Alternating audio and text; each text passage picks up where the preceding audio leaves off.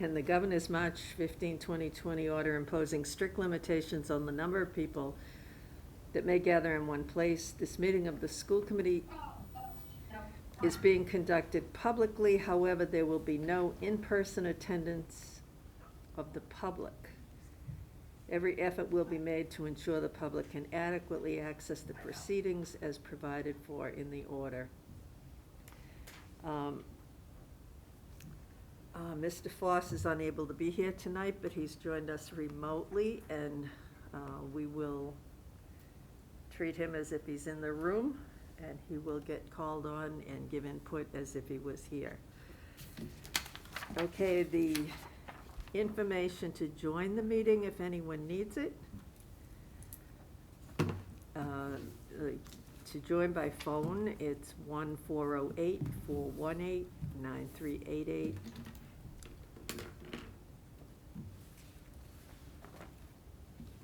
The meeting number access code is 173-509-4820, and the meeting password is Tuesday.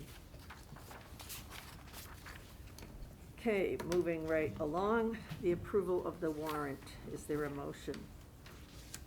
I'll move to approve the warrant. That's Martha. I'll second it. Okay, it's been moved and seconded to approve the warrant. All those in favor? Roll call. No, I don't. Oh. I thought for the remote you had to do everything roll call. No. We're not remote. We're in public. Ah, that's true. Okay. All those in favor? Aye. Aye. Tom? Okay, that's 301.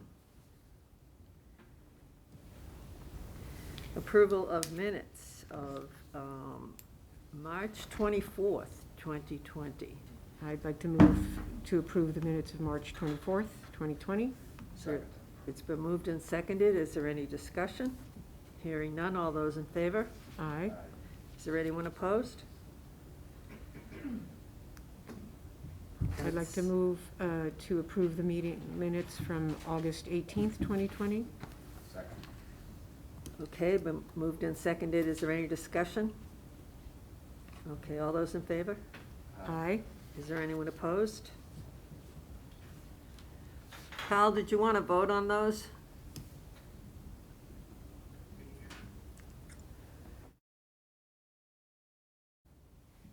Yes. Yes. I will abstain from March 24th and vote aye from this most recent meeting. Okay. Sounds good. So it's 400 on the first one and 500 on the second one. Public participation, remote only. Public participation is limited to up to 3 minutes per individual, and it will be taken only for items that are not on the agenda. I think we're going to have to wait a minute for Bob for that. Bob, anyone for public participation? Okay. Oh.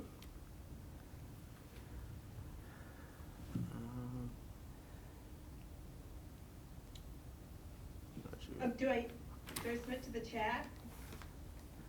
No, just speak up. Okay. My name is Greta Dewar, and I'm president of BPAPA, formerly known as the Music Boosters. So I'd like to speak on behalf of parents of children who play instruments tonight.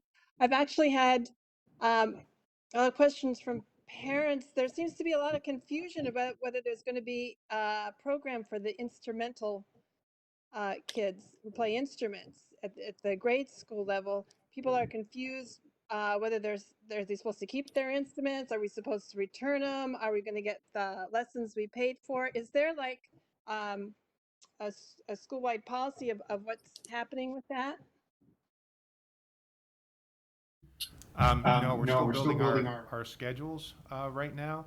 So I think Mr. Middleton dropped off a proposal for me this afternoon, and I think we're looking at staffing levels, and we may need to focus on music classes and gradually bring back the instrumentals, but we're probably not going to be starting with instrumental lessons first thing. So we'll try to build them back in as soon as we can.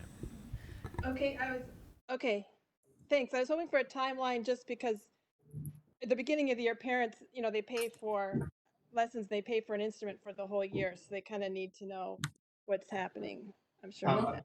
Have to look into it, because one of the problems is the Board of Health has some strict requirements, and we have to make sure we incorporate them into the school plan. Again, most instrumental, I think there might be some differences between string and Right. the ones that are the woodwinds or the brass. I think a lot of the lessons have to take place at home, so we're just trying to work out scheduling. So, and I think that's the biggest challenge. Understanding that parents have rented the instruments for the year, we're hoping to put them to use as soon as we can. Great. So, Okay. stay tuned.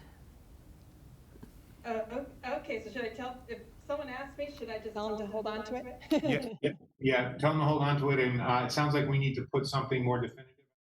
We got the recommendation this afternoon, and I'll work with Mr. Middleton, and we'll try to put something more definitive out tomorrow. So so you'll be able to answer definitively, or at least direct someone to a more definitive answer.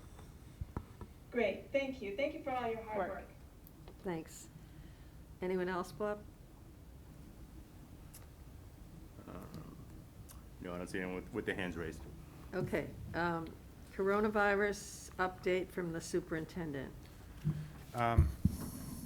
Thank you, Madam Chair. I think the A, B, C, and D are all sort of related.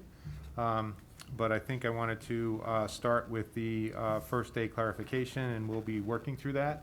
I think there were some discussions in terms of whether we were going to be ready with some of the work that we are doing, and it sounds like, and Bob can jump in, that I think that due to a lot of great effort this weekend, on Friday and Saturday even, that I think we're going to be ready operationally to start on Thursday. I'm going to say there may be some adjustments on Thursday and Friday, especially with the iPads, making sure that they get home to students who are remote, plus distributed to the students who are in school. So again, everyone has been incredibly flexible, and I'm going to ask for some flexibility probably as we work through some of that. But I think that the first day, our plan is, again, to have the first day be Thursday, and I'll go through the sort of what it is. It's Thursday for grades 1 through 5. Grade 6 is going to be reporting in person to the middle school. Again, that's going to be half of grade 6 on Thursday, the other half on Friday. And we should be sending something out tomorrow to clarify. And at the high school, we're going to have orientation, so we're going to have a grade 9 orientation, so half of grade 9 students will show up, the ones who are attending hybrid on Thursday, the other half will attend on Friday. And I think the other students are going to be contacted by their teachers, and so our first official day will be Thursday. But the first day when all students return is going to be on Monday, September 14th. So that would be pre-K, kindergarten, again, grades 1 through 5 would continue, and then that's when we would start the hybrid rotation in person for grades 6, 7, and 8, and 9 through 12.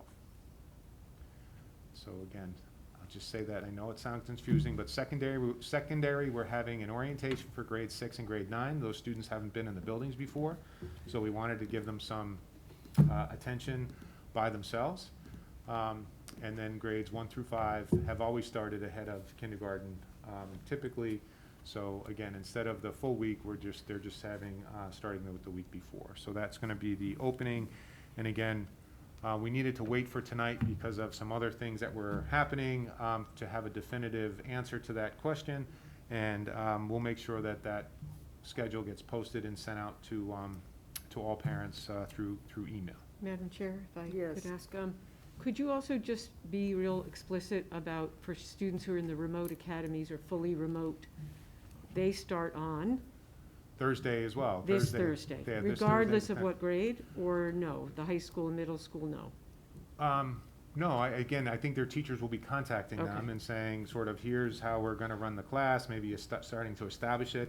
Okay. I wouldn't expect a 68-minute lesson Mhm. on Thursday or Friday, where Okay. we have to sort of get up and running, but I would expect some contact from the teachers, maybe going over the syllabus, again, maybe talking about some other things. We're gonna have some technology glitches to work out as well. So one of the reasons for starting, I would say, sort of a soft opening on Thursday and Friday is to make mistakes. And I think that people need to expect those, and then we're gonna correct them as quickly as we can. So, Eric, I'm getting a question about busing. When will people know anything about? yeah, we're gonna talk about that right now. As I said, I think the first four bullets are all related. So, we'll get to transportation very quickly, Madam Chair, but I just wanted to talk about staffing. Yep. Again, staffing is, I'm certainly gonna say, is in flux. We added a teacher today at the high school as sections are developing.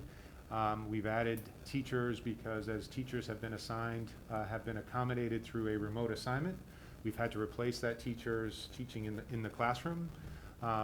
So we're almost creating a fifth elementary school, but that doesn't eliminate the need at the other four. So if, for instance, a fourth grade teacher comes out of her school and is going to be teaching in a fully remote manner for the remote academy, there's still fourth grade students who are attending school that we had to backfill. So we've had to add staff in order to maintain our class sizes, which I think has been very important.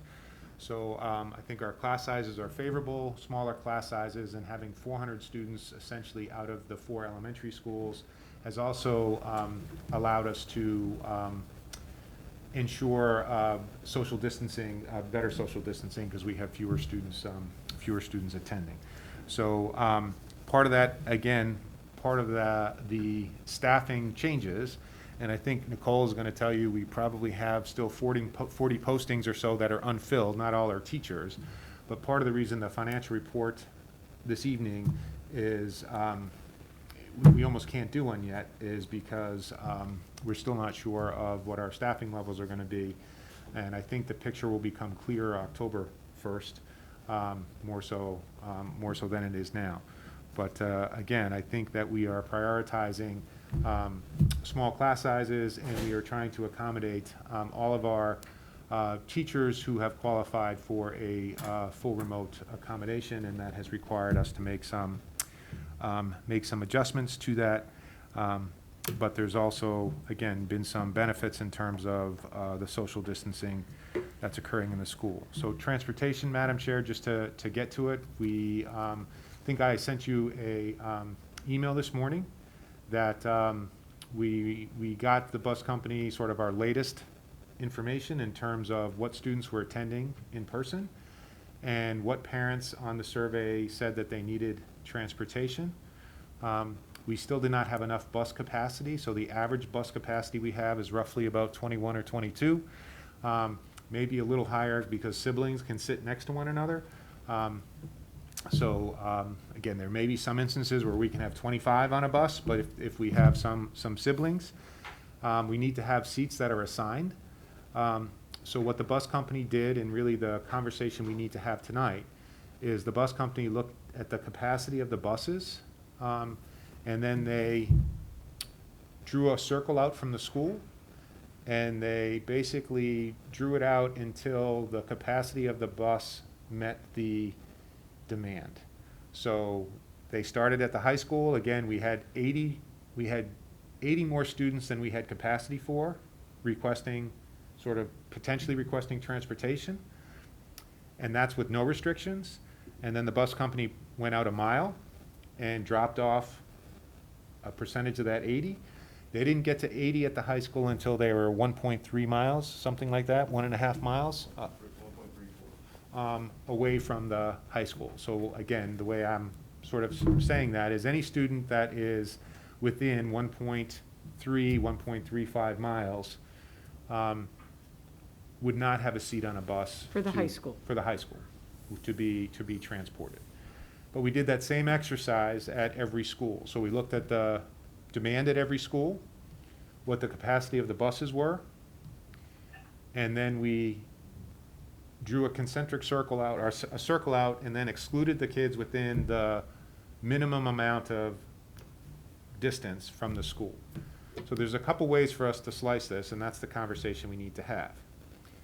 That means that some of those circles are bigger at other schools than others. Now, I think they're relatively close. I think at the elementary school, for instance, they range from a half mile to 0.8 or something like that. So there's only 0.3 of a mile difference. Now, you could say we need to do 0.8 at every elementary school to keep it the same. The trouble with doing that is every catchment area is different, every size of every school is different, and we would need to reroute all the buses. So a common exclusion circle may not in fact increase equity. So my suggestion, and what keeps the routes relatively consistent, is for us to apply different distances at every school. So I want Bob to go through those with you specifically. And again, my recommendation is that we allow for some variation. Again, if every school was equidistant in town and had the same size and the same sort of the same catchment area, for lack of a better term, a common exclusion circle may make more sense to me. We're just not designed that way.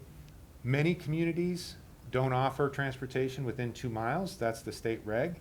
I think we get ourselves into some issues here because of the high standard that people are used to. So Bob, do you want to spend some time? And Bob's done a tremendous amount of work on this, and I don't mean to minimize it. So Bob, if you want to get into some weeds, and then again, I don't want to vote, but I really want you to share your thoughts on who we exclude. Well, thank you. So as Dr. Conti mentioned, basically what we did is we looked at all of the survey data that we've had over the past couple of weeks and months. We have the cohorts in high school, the middle school, and then the students at the elementary school that are planning to return in person versus the students that are not planning and going remote. So with those numbers, we took those spreadsheets. We also added data from another survey where we're asking parents if they are interested in having their children ride the bus. So the ones that said no, we deducted them from the spreadsheet as well. And what still happens is with the reduction of the number of riders that are on every single bus, we have 77 passenger buses, and we are allowed to have approximately 22. The number is 23, depending on if we use the half seat or not, and if we have a monitor on the bus. So what we've done is, like I said, as Dr. Conti mentioned, is that we looked at the total number of seats available times the number of buses that each school has. You know that we all have 18 buses, but because we're in different tiers, the middle school tier will use all 18 buses. So in that particular case, they're the first ones on in the morning. They have enough capacity, so they don't have to deduct anybody from the middle school buses. So that's a positive. We have capacity for approximately 22 more. So we don't even have a lot of wiggle room. That's how tight we were, and that's using all 18 buses. The next tier, where we look at Fox Hill, Pine Glen, and Memorial, I'll start at Fox Hill. We had 84 students over the capacity of the number of buses that we had. So in that particular case, in order to reduce the number of 84 students, we had to go out 0.81 miles. So that's how big the circle had to be in order for us to get to that number of 84 students reduced. At Pine Glen, we had to reduce 46 students, and we had to go out 0.53 miles. So it's a smaller circle, smaller school, less population in that school, and less reduction. So again, 46 students at Pine Glen. At Memorial, we needed to reduce 56 students, and that is 0.75 miles. So 3/4 of a mile away. The next tier, the buses are split between the high school and Francis Wyman being our largest elementary. Francis Wyman is where we had a real capacity issue. Even though they do have 9 buses available to them, the number of students, approximately 360 looking to ride the bus, we needed to reduce 159 students to be able to get to that capacity. So Francis Wyman is also just over, or just under, I'm sorry, 3/4 of a mile at .715. And the high school, being so centrally located and servicing all of the students in the town, we needed to reduce 80 students, so that's the 1.34 miles that was mentioned earlier, in order to get the reduction that we needed of 80 students. So just briefly, recap, high school, 1.34 miles. Middle school, no reduction at all. Fox Hill, .815 miles. Francis Wyman, .715 miles. Pine Glen, .53 miles. And Memorial, .75. Bobby, is that how, as the crow flies? That's, yeah, basically from the center of the building out. Okay. Martha? And I also just wanted to clarify, and I'm going to say what I think is correct, so we can be sure, because we're talking about, say, from Memorial, .75 miles. So what does that mean? It means that any student who is within, closer to the school than .75 miles would not be eligible for a bus slot at this time, and a student who is further than .75 miles from Memorial would still be eligible for a spot on the bus. Is that the right way to understand it? That's the way that we put it on the table tonight for you all. That was the best way that we could look at it, knowing that the closest students could probably have the easier route to get to school, either by walking, riding a bike, and so forth. The further you get out, that's where we obviously felt that busing was more essential. Yeah.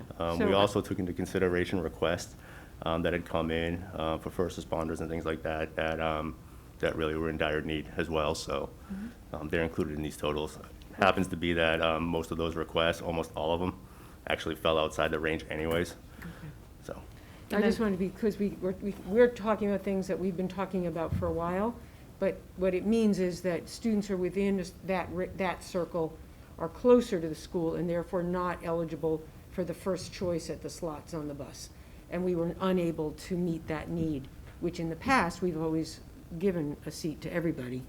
And I hate to have a conversation about, and Dr. Conti used the term excluding, so some students will not be able to get those slots, is what this proposal is. And it's not making me happy, but I don't see any alternative to it.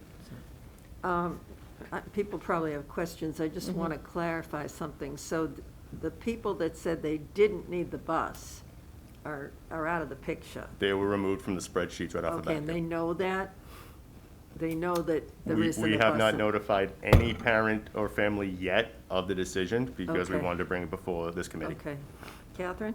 No, and then I actually sent an email to Dr. Conti, but once we decide on the, finality of all this, how will people be notified? So, I mean, I'm sure we're not going to say, you figure it out if you're within, are we going to email them? How are we going to notify who's chosen and who's not so they can plan accordingly and find ways to get their students in safely?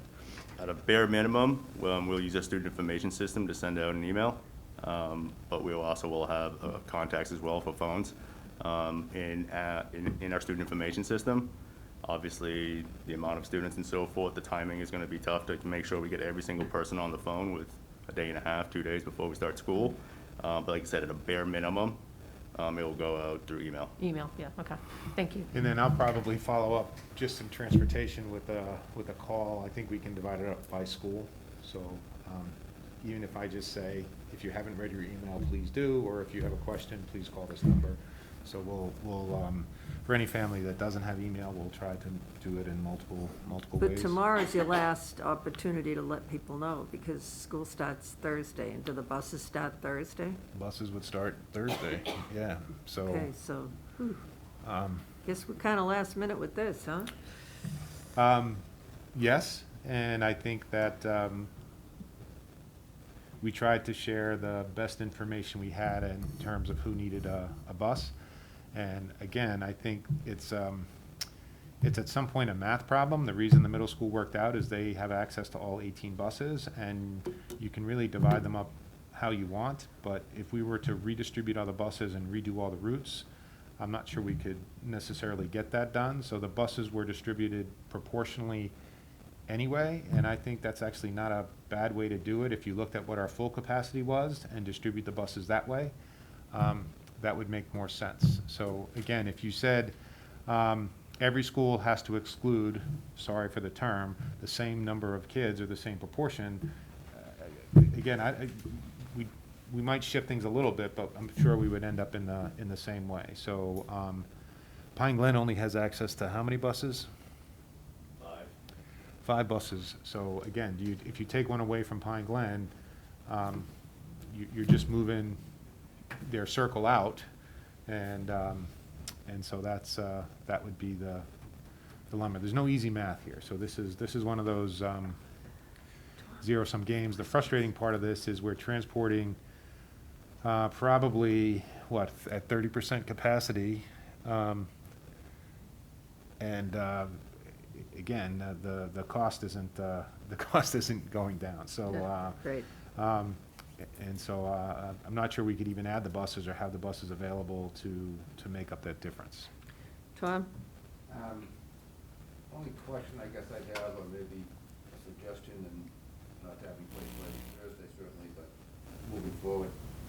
I mean, a way to get around this or to try to alleviate the problem is carpools, I would assume, and No. He's shaking his head. can't do that. Oh, They're too close to each other. well, it's a roof. They're shrunk, right? Convertibles. Never mind. Again, I think we're looking to try to keep families together, so obviously siblings can ride next to one another. And then it's going to take some time to make this operationally work, so we still have to talk about putting numbers on seats and then assigning students to numbers too. So I think there's some operational aspects of it, but the first thing was identifying who has a seat and who doesn't have a seat. And again, we may need some parent volunteers the first day, so we're still talking about that, but we'll figure it out. And again, that's why I'm really considering Thursday and Friday a soft opening, and we will, I'm sure we'll make some mistakes. I'm assuming more parents will transport maybe than typically. And then we're just going to have to continue to communicate and communicate and communicate. So I think that's what it is. So again, Mr. Murphy, carpooling is a great idea, but we don't want, again, unless there have been families that have been together or operating as sort of as a single unit. I'm not sure what their behaviors are, but again, I think we're going to discourage sort of random carpooling Yeah. as a practice. Carl, do you have any questions? Thank you, Madam Chair. Just going back a bit. So you mentioned that there are 40 open positions across the district. You did say that not all of them were teaching positions. How many are teaching positions?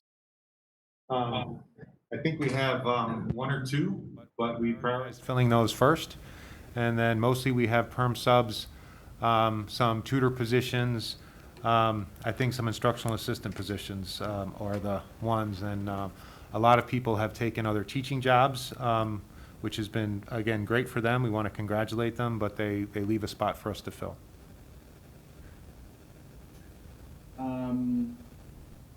And so are the tutors or perm subs, are they licensed in the areas of the classes that they're going to be teaching? Typically, very fortunate that our perm subs and tutors all have teaching licenses. Usually they're seeking a teaching job, and this is a first step for many of them. But the demand is high now, as you can imagine, from all of our surrounding communities. So we are, it's a little bit later than we are typically staffed up, but we're trying. Thank you. And believe me, I understand that it's tough to hire right now. If you don't mind, could you please comment a bit about what the remote academy is going to look like? And I haven't seen much about it. I'm just curious. The remote elementary academy is essentially is going to operate on the same schedule as the hybrid in-person elementary schools. So there are classroom teachers, there are specialists, there are special educators, and so the schedule will look identical. We're still required, as you know, to take attendance every morning, and the students will go through both synchronous and asynchronous teaching throughout the day. It's going to be far more structured than the springtime experience, and I think it's going to feel more like a regular school day. And there's no expectation that kids are going to be on the computer or on the screen for 5 hours. I think they're going to have, again, specials inserted. We're sending materials home that are non-technology based, but I think they will have structured time during the day when they will be working on particular subjects. 30 minutes of math, for instance, we have different blocks of time. So I'm sure I'm not doing it justice. If you're unsure, Mr. Foss, then we probably need to do more communicating. It's really operating like a teacher-led school, which is something that I think is sort of interesting if it weren't for the pandemic part of it. So Sean Musselman, our really expert, one of our expert science educators, is the facilitator. So he'll be doing a lot of the communicating with parents and with staff, and we're really trying to have them almost identify as a separate school. So that's, but the schedule is not going to be any different other than students won't be coming into school for the in-person part of the day. Thank you. One more thing, and I didn't see it on the agenda, so I'm just going to ask, can you give us an update on what repair or how the repairs and retesting is going for the HVAC systems? Absolutely, that is a little further on the agenda. Mr. Foss, if you, no, if, again, no, okay, we'll absolutely get to that as we move forward, and I think we've been working really hard at that, and I think that's a very important question. So please, I don't mean to, we'll get to it very shortly. My mistake. Thank you very much. I just wanted to get back to ask a question on transportation. I mean, I know we don't want random carpooling going on, because I know that contact tracing is something that's important. But if it's, again, trying to be flexible and figure out how to help people out who really have a problem getting their student in because of whatever their jobs might be, if there's a way to coordinate a carpool with neighbors of some sort and report who is going to be riding together so that we're keeping track of that, is that something that you guys would be open to? I just don't, I'm trying to, I realize it's all like this, up in the air, and it's just tough, I'm trying to figure out for the people who really Right. are going to have a problem. I'm going to try to navigate an answer. So if you ask me straight up, I would probably say no. But my friends who have children who have sought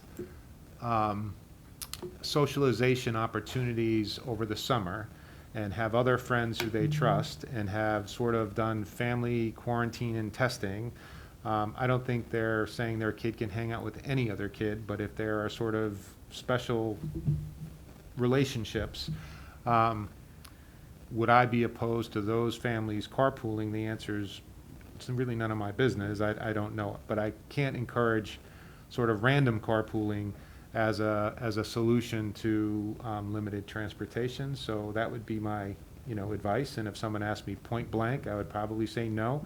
But the reality of it is, I think most families are seeking and planning and creating those opportunities for their kids, is what I would imagine.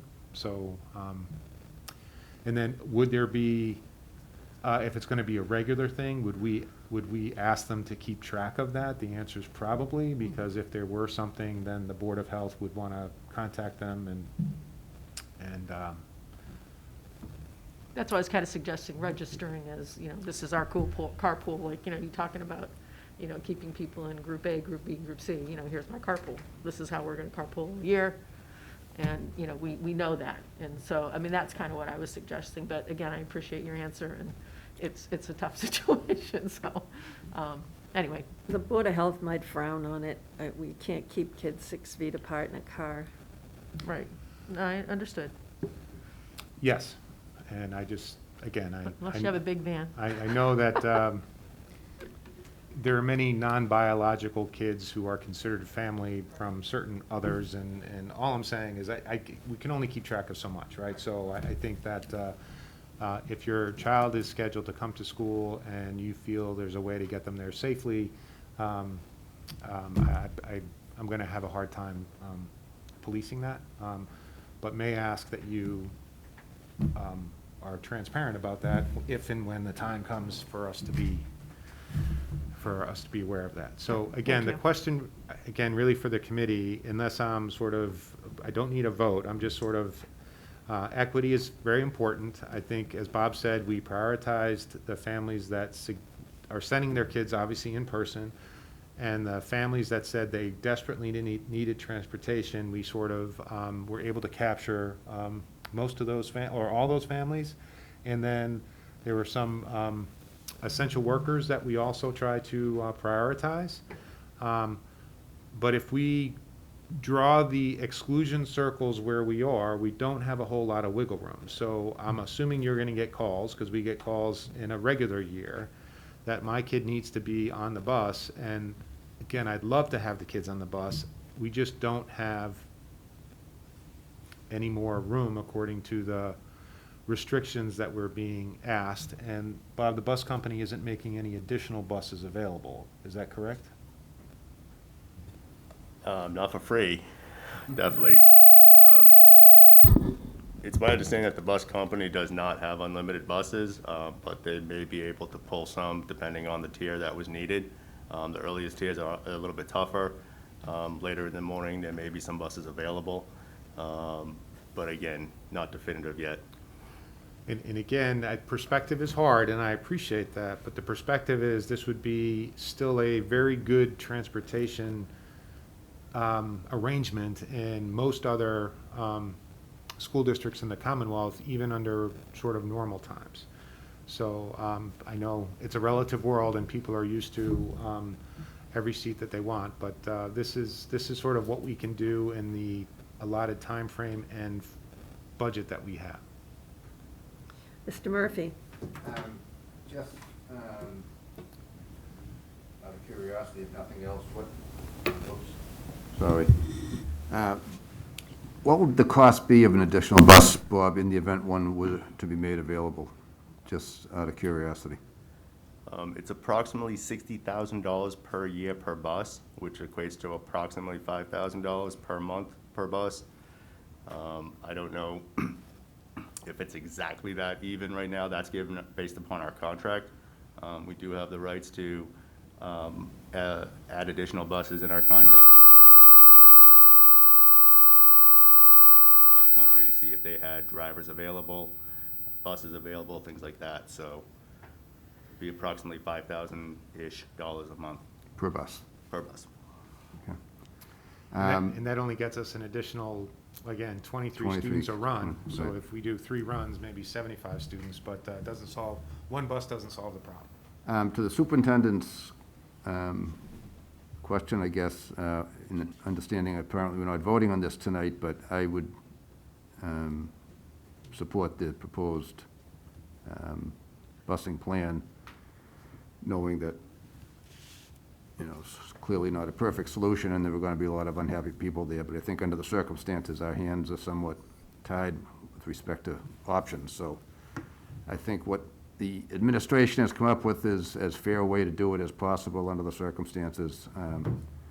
So I assume you're going to impose the policy, and you don't need our vote to do that, but for the record, I would support the.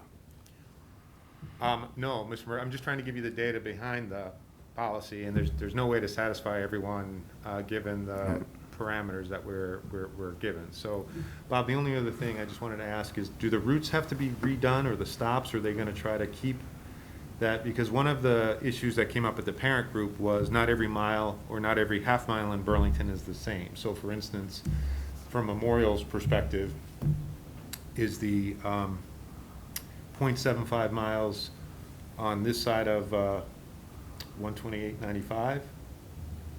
No. Do you know what I'm saying? Right. I'm not asking that well? No, you're asking the question correctly. So when we draw a perfect circle, we do get areas outside of that we would have to look at to adjust. We also have areas where we cut a street, let's say, in half or a quarter, right? So we could have numbers 1, 2, 3 that are inside the circle and 7, 8, 9 that are outside of the circle. And as far as keeping the routes the same, the answer would be no, we cannot, just because we're eliminating that circle in the middle. So what would happen now is those routes would be eliminated inside that circle, and then the buses would be shifted outside of that circle, so the routes would have to change. They would be predominantly the same stops when we could, but we would probably just have to change, like I said, how we route the buses through the neighborhoods and to the next street that they went. So instead of maybe taking a left, they may have to take a right to pick up, 5 or 10 more students that way. So again, I just want to be clear, the modeling may be a concentric circle mathematically, but it's not going to work out that way because there are some routes that are just not feasible to walk. So I think we're going to have to make adjustments. But again, the hard part with this is we're not saying we have a 10%, we don't have we're not holding 10% capacity off. We're sort of doing this at full capacity to make the numbers work. Is there gonna be any additional or redistricting of crossing guards and people of that sort? I know we usually have them right outside the building, at the entrance to each building. We have had several conversations with the Burlington Police, and they've been wonderful. You want to talk specifically about some of the sort of plans for the first couple weeks? So we haven't got into specifically redistributing or adding additional crossing guards, but what we have done is spoke with the safety officer, Dominic Rossi, and we are having a uniformed police officer in addition to the crossing guards available at each school. I'm going to say at least for the first week, but with us starting on Thursday, it's going to be the 2 days, Thursday, Friday, and then the following week. And then obviously we're going to talk daily to kind of see what needs to be adjusted, if anything. And the way I understand it is that depending on the needs of what's happening, either with traffic and so forth, I would reach out to dispatch, and then dispatch may have to obviously dispatch more officers into a particular area, just again to keep traffic flowing, or again, whatever the situation is. But again, it's with crossing guards, no additional crossing guards are going to be added this time.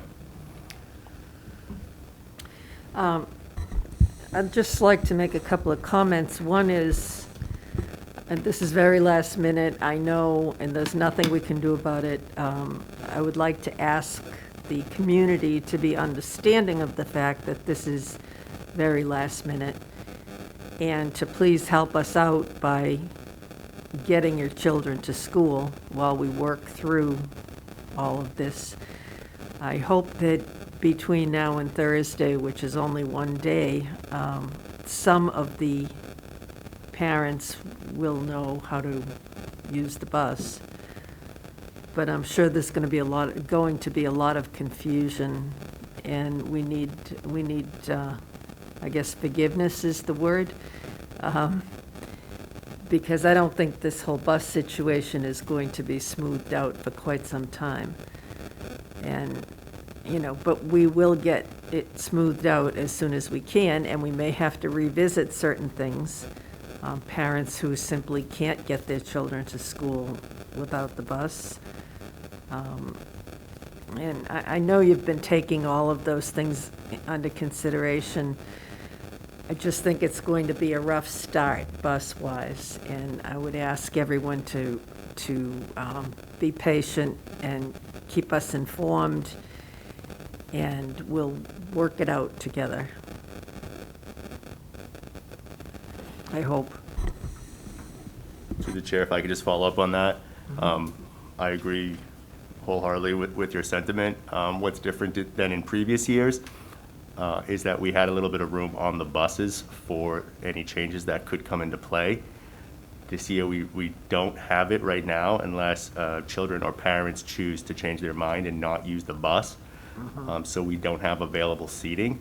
So in, like I said, previous years, what we would do is we would take requests for the first couple of weeks, but we wouldn't make the changes unless, of course, it was a dire emergency. Then what would happen is we would readjust over the next couple of weeks after the start of school. And we typically have capacity on the buses for newcoming students and things like that. This year, we don't really have that much freedom.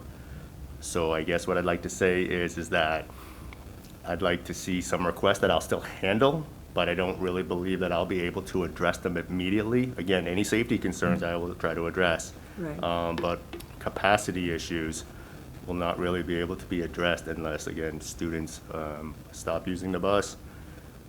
So any new enrollments and things like that, it's going to be really difficult to address. Yeah, I understand, Bob. I'm thinking of the parents. I got a message today from one of my neighbors saying, we've had no communication about the bus. We don't know if we're going to have a bus or not have a bus. And, you know, I couldn't help her out because I had no information either. And I think with Thursday looming, we just need to do the best we can to inform people tomorrow. They'll know tomorrow whether they have a seat or don't have a seat, and then it's just going to be the mechanics of numbering the seats and getting the students assigned. So again, it's the first few days with buses are always late anyway. We would expect that in a typical year. I think we're going to just have some logistical things to work through for the first, certainly the first few days. I'd say even the first, probably the first week or so. I think we would bump into these whether we started Thursday or October 1st or November 1st. We're changing things pretty drastically in terms of what people are used to. So again, Madam Chair, I think it's a matter of just working through it, and we have to work through it together. Bob, what was the distance at Fox Hill? 0.815. Okay. Correct, 0.815 miles. And it may be, again, that we have to identify, we're working with the police to identify safe walking routes, to maybe have parents who have the ability to walk, walking with larger groups of children, maybe having some of the older elementary kids serve as crossing guards. I remember that from 100 years ago, and so I think we're going to have to approach getting to school differently than we have in the past. But I think it can happen, and I think it can happen safely. And I just think we're going to try to serve as many people as we possibly can. Martha? Yeah, if there are parents listening, I mean, I wish we could just offer a bus spot for everyone, and walking in Burlington is not very easy in most places. But I also have heard in other towns of parents who have organized what they call walking school buses. And so the parents would take turns, they would walk the kids to school. Obviously, you want to keep social distancing. There's other issues than a typical year, but it is something that people might find helpful in their neighborhood. So.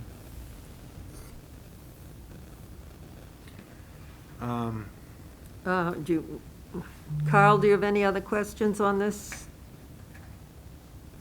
Not at this time, thank you. Okay. Do you want to move on, Eric? I just wanted to maybe give some updated information on the student enrollment. So I think as I said, the elementary is roughly, I think it's 400 or maybe 403 students that are fully remote. And I think we had 21 classroom teachers assigned to that. We've kept class sizes under 18 across the board, both in person and in the remote situation. Many do better than that. So I think that's it. I think I think the elementary ended up being about 24% chose fully remote, and the balance were in person. I think at the middle school, we had about 135, 100, right around there. I think it was under 20, we had about 19%, 18 or 19% of the students who chose full remote. Again, the balance are the hybrid coming back. The fully remote sections at the middle school are built in basically to a teacher's workday. So if the teachers were, say, teaching 5 sections of class, which would be sort of a typical teacher load, then 2 of those sections may be fully remote, 3 of those sections may be in person. Organizing the middle school is a little bit easier than the high school, believe it or not, because the kids are organized by grade and by team. So the kids are naturally cohorted, that's not a word, but making it up, are naturally grouped.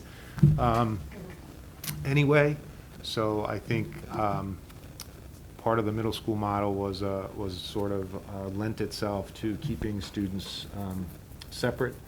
I think, again, we didn't reduce the program of studies at all at the middle school, which, again, does cause us some issues, so kids would be experiencing specials, some remote. I think we've had lots of parent questions about what happens when, on the days when the students aren't in school, and I think we have to do more communicating about that, but what I will say is the days are structured. So unlike the spring, students need to get up, they need to be visibly present in a homeroom type setting. We have to keep track of who's here and who's not. Robin Miliano, our student data guru, is, again, our state reporting has created a virtually present category. So if students are either fully remote or remote in a hybrid way, they need to be virtually present. And then they would go through a structured day. So there would be some synchronous, some asynchronous, but the day would basically take place during the hours of a normal school day. They would have some time to check in with the teacher who they had seen in person on the first 2 days, and they might have other activities, other specials. PE could be a fully remote experience, but it's not asynchronous, it's not any time during the day. It is going to really happen during the school day. So it's going to be a structured experience, but I think parents need to know more about what's happening, and I think we're going to try to communicate what's not happening. Again, the high school, only about 13% of students said they wanted to be fully remote. So the balance are attending. And again, all 5 days are structured for the students who are there. The 2 days are going to be in person. The 7 periods are stretched out over those 2 days, so the blocks are longer, and that's to minimize the number of transitions. So I think it's period 1 through 7 over 2 days. And then there'll be students who are going to be fully remote and maybe experiencing their classes using a service like Virtual High School or Edgenuity, and then there's going to be other students who are experiencing their classes in a full remote section. So what we tried to do is to take any group of 8 or more students and put them in a fully remote section. We did have some classes where we only had 1, 2, or 3 students who were remote, and it didn't make sense for us to create a separate section for the 1, 2, or 3 students because we don't have enough staffing to then handle all those sections. So those students, again, can take an online option, or the students can then live stream. Again, that is the plan, where they can live stream into a class. And we're still working some of that option out. But I think if parents are choosing a fully remote option for their high school student, and they want their high school student child to have access to the entire program of studies, then that causes some challenges because high school students aren't organized by grade typically, and they can take a different mixture of classes. So it's really going to depend on the availability. And I think had we limited the program of studies, that would have caused other problems, students not getting the classes that they had wanted or selected, and that would have had ripple effects through what our staffing needed to be. So in all cases, we tried to keep the program of studies intact, and I think that's going to force some choices that are not ideal. And I think that's just the situation that we are in. Again, the high school sections look very good in terms of numbers. I think I talked to Mark, and most of the cohorts of in-person are 6 or 7 students, depending on sort of if they're an A cohort or B cohort, if they're in person. And so I think that those class sizes are going to allow for social distancing and monitoring. And again, there's going to be structure in the days that the students aren't there in terms of attendance has to be taken. Their presence needs to be accounted for. They'll have set times when they'll have classes that they need to attend, and they need to connect potentially with their peers, with an elective, or so it's not going to be, again, like the spring where the kids are learning mostly asynchronously. This is going to be a structured experience that follows essentially the schedule of the regular high school day. Are there opportunities for the students to do independent work? Of course there will be. There just has to be. And will there need to be some compromises in terms of instructional practices? Of course. And then I think in terms of curriculum sort of coverage, for lack of a better word, even though I always get yelled at for saying coverage. We want to sort of teach mastery, not coverage. I get that. I'm just sort of talking generally. We're trying to fit a whole lot of curriculum in a condensed schedule, and so we're going to do the best I can. But I think that's a better question for me to answer, again, more in the October timeframe in terms of where we're at. Certainly not expecting to answer that question in the first week or so, first couple weeks of school. So. Again, I'll stress again, I've said it many times, the fall experience is not going to look like the spring. It's going to be much more structured. The learning is going to take place typically during the school day. The district is accountable for taking attendance for all students, whether hybrid or fully remote, so we need to have a connection. If students are not connecting, we need to seek them out, seek the family out, because we are still responsible for them engaging in school, so we will make sure that we do that. And again, given the percentages that I quoted, I know they don't sort of, you can't average them sort of typically, but we have held to about the 80-20 that we introduced with the Joint Board of Health meeting. So we have about 20% of our students fully remote district-wide, and about 80% returning to some sort of in-person model. So that's sort of the staffing where we are. In addition, we've had, I think there was a day last week when Robin had 10 new students register. So it's also not a static group of students. As is typical during summers, we have lots of students who are moving in and joining the Burlington Public Schools. So we've also been adjusting to new students. And one of the things we may need to say, and Bob has said it as part of our registration process, is anyone registering sort of after this date, we may need to say that transportation is not available. So again, our buses are sort of full at this point. So I think that's going to be a little bit different. One of the other reminders, and I think this is, the parents are going to get lots of reminders, especially from the Board of Health, is that the Mass Department of Public Health is requiring now all students to have a flu shot prior to December 31st. So I'm sure the school will play a role in that in terms of communication. We obviously aren't going to be administering the flu shot, and I know Susan Luminello is working on community ways to do that, but I think that's going to be something that we probably need to monitor as a school district or work with the Board of Health to do that, but that's in our thinking. So that was student enrollment, and again, the first day clarification is going to be, we'll send something out, again, detailed tomorrow, but we're expecting students in person in grades 1 through 5 on Thursday, grade 6, half of grade 6, which we'll communicate with, and half of grade 9 will start on Thursday. All other students will sort of have a remote experience, and then pre-K, kindergarten, and all the other students who are attending will start on Monday the 14th. So again, I know that needs to go out and be posted again, but that's what we'll do. Mrs. Monaco, I'm not sure if there are any questions about transportation Well, or anything I else. think we've covered everything. Are there any other questions? No? One, Bob? Did you have, Sorry, I personally don't have a question. When the time is available, there is a person who would like to ask a question. okay, fine, go ahead. So it says, could Dr. Conti explain why the high school and middle school students are not just mirroring the students' regular pre-COVID daily schedule?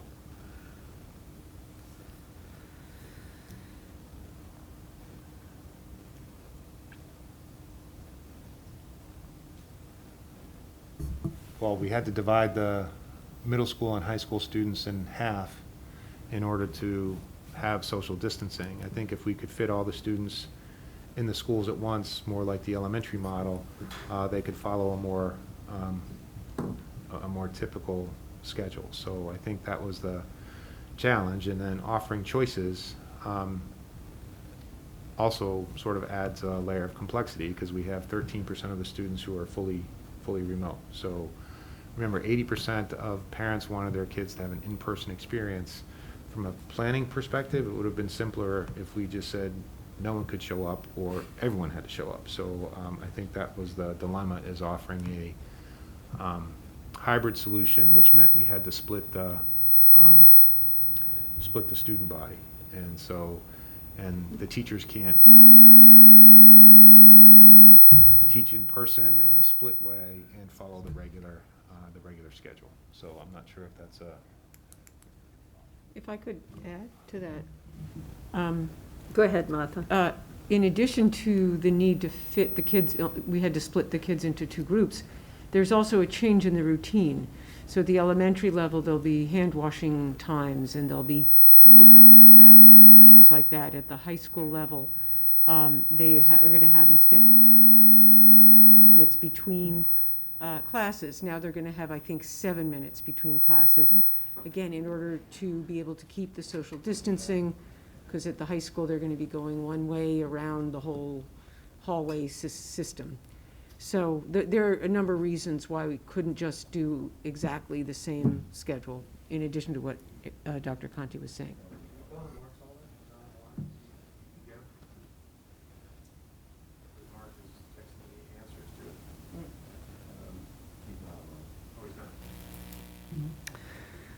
Okay. Are there any other? One more? Go ahead. One more question. Says, based on the schedule most recently distributed to parents and confirmed by teacher emails received today, students will only be receiving 68 minutes of in-person teacher-led instruction per subject per week. How has the school committee determined that this is adequate? It isn't. Eric, you have an answer? Again, I'm not sure anyone's saying it's adequate. I think we're trying to do the in-person. There's lots of other instruction that we're saying is taking place that's not in person. So learning has to take place in both. And I think we're trying to create as many opportunities for in-person instruction as we can. Again, no one is saying this is ideal, and we'll see how the first few weeks go, and if we have to reevaluate, we'll reevaluate. But I think the cohorting of kids and allowing for students to return back in the parameters that we've been provided is causing us to make some significant compromises. So I think that's there's no right or good answer to that. I'd like to add a little bit to it and say that if we're all really careful with our mask wearing and social distancing and hand washing, and if things go well, our hope and plan is to add more and more time until we get back to a full regular schedule.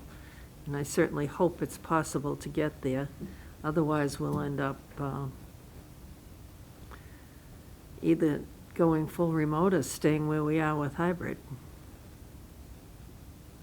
And none of these scenarios are great, but if we can just keep our numbers really low, maybe we can begin to add more time into the school day.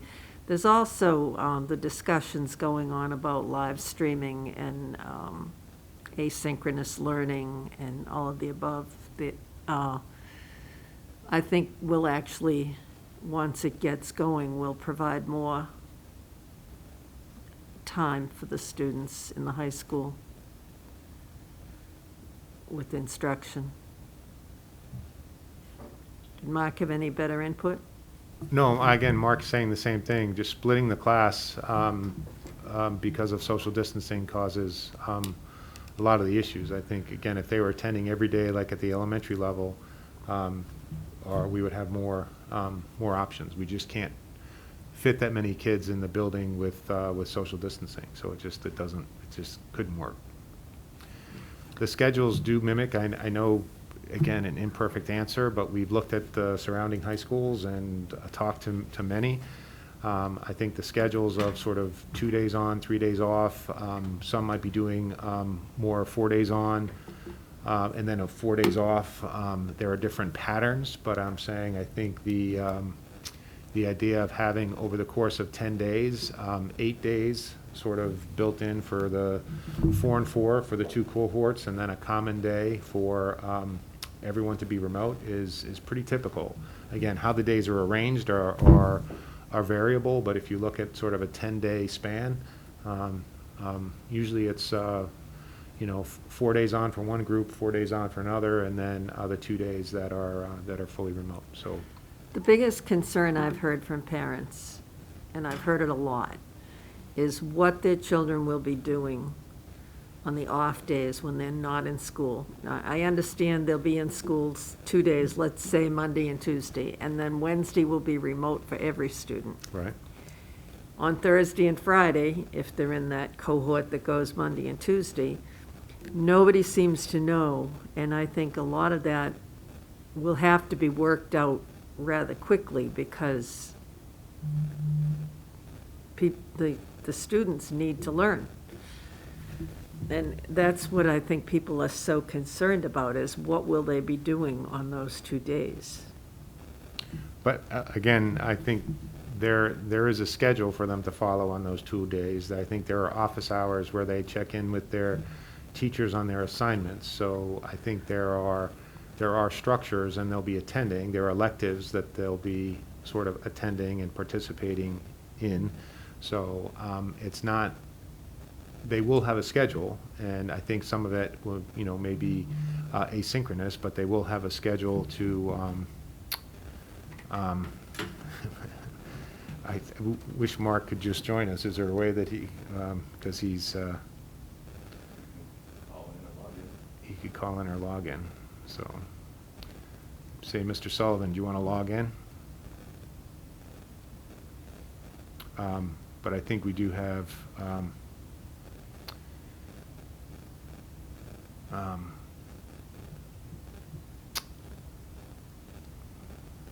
Maybe we could come back to it if he joins. yes, so we can do that if he comes back. So, Okay, so trying to do this live. I apologize. is there anyone else there, Bob?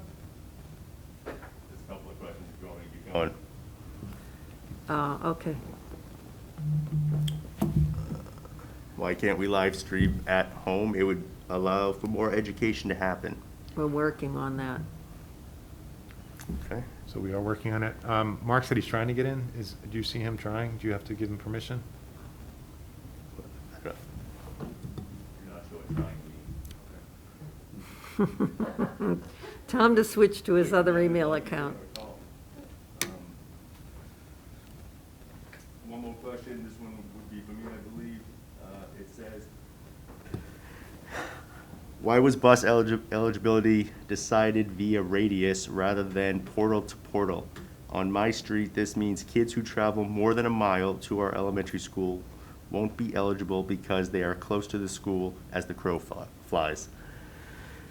Again, I think there's a million ways to skin a cat.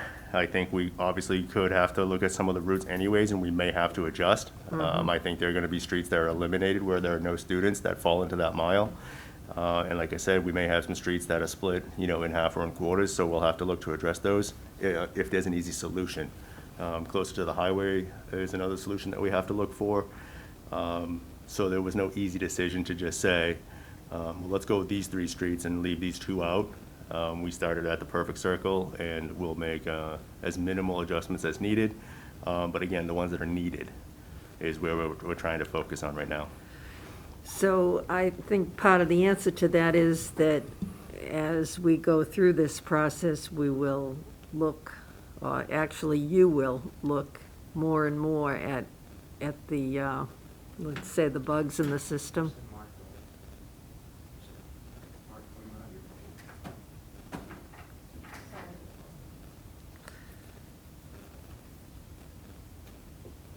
We trying to send Mark Sullivan the login information?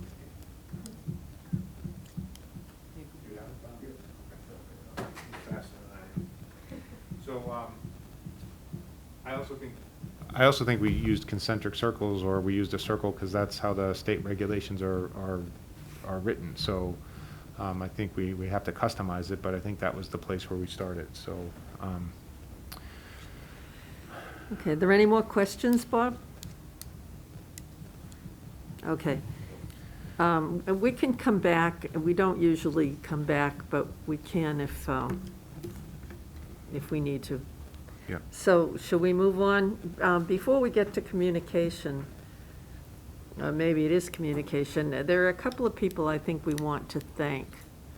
One is Mark Saya for a donation of personal protective equipment. Yeah, the N95 masks that he made sure that we had some. I think they had some at the fire department, and he gave them to Barbara Conley.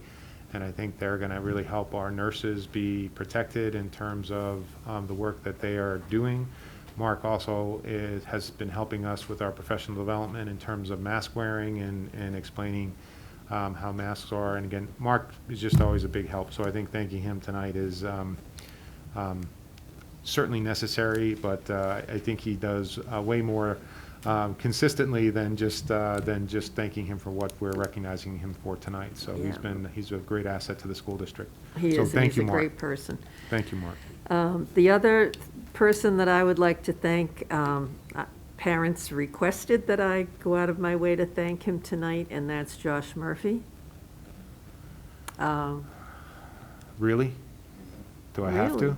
Really? You really have to, because evidently he stayed up half, or maybe more than half the night, getting all of the kids into Aspen, and the parents were so appreciative that I had message after message to please thank him. All right, I will clarify that there's no relation between Josh Murphy and any school committee member who happens to be. No. So I will then reluctantly, no, Josh is great. Well- And Josh is very talented, and his mind works he's a great asset to the district. So I think we're fortunate to have him, and I will certainly thank him. The scheduling complexities at the middle school and just the rearranging of everything. I think the whole administrative team, Carrie, Josh, and Jen, have worked really hard, and Josh, I know, has done a lot of the detailed computer work, but I think the team there is working well. Well, I think he's very talented at technology, unlike his cousin over here, Yes. non-cousin, So technology team, I guess. yeah, who So, still uses an Etch-a-Sketch. So again, I think certainly Josh, again, has contributed greatly, and I don't want to minimize everyone else's contributions as well, but Josh has, with the scheduling and the computers and the technology, has done really well for us. So thank you, Josh. All right, should we move on to communication, financial update? Yes, so again, and I'm sure we're joined by some Ways and Means members, the financial report you have is not what you're typically used to, and I think what Nicole has shared is just the revolving account summary. I got a text saying Eric is too far from the mic. Okay, so I will bump up, so hopefully that'll be better. Again, the financial report you're getting tonight is unlike your typical financial reports that are for the 4-page summary that you typically see. Nicole is sharing just the revolving accounts. And that's because we've been adding positions and moving people and sort of making all the schedules work first. As we said, the program is driving the staffing, and I just think that a lot of the budget hasn't been assigned yet, and even if you saw the numbers, they really wouldn't be representative of what our real position is. So please, there's no reluctance of sharing the information. We just want to make sure that it's accurate. I think October 1st, we'll have a better idea of where people have landed.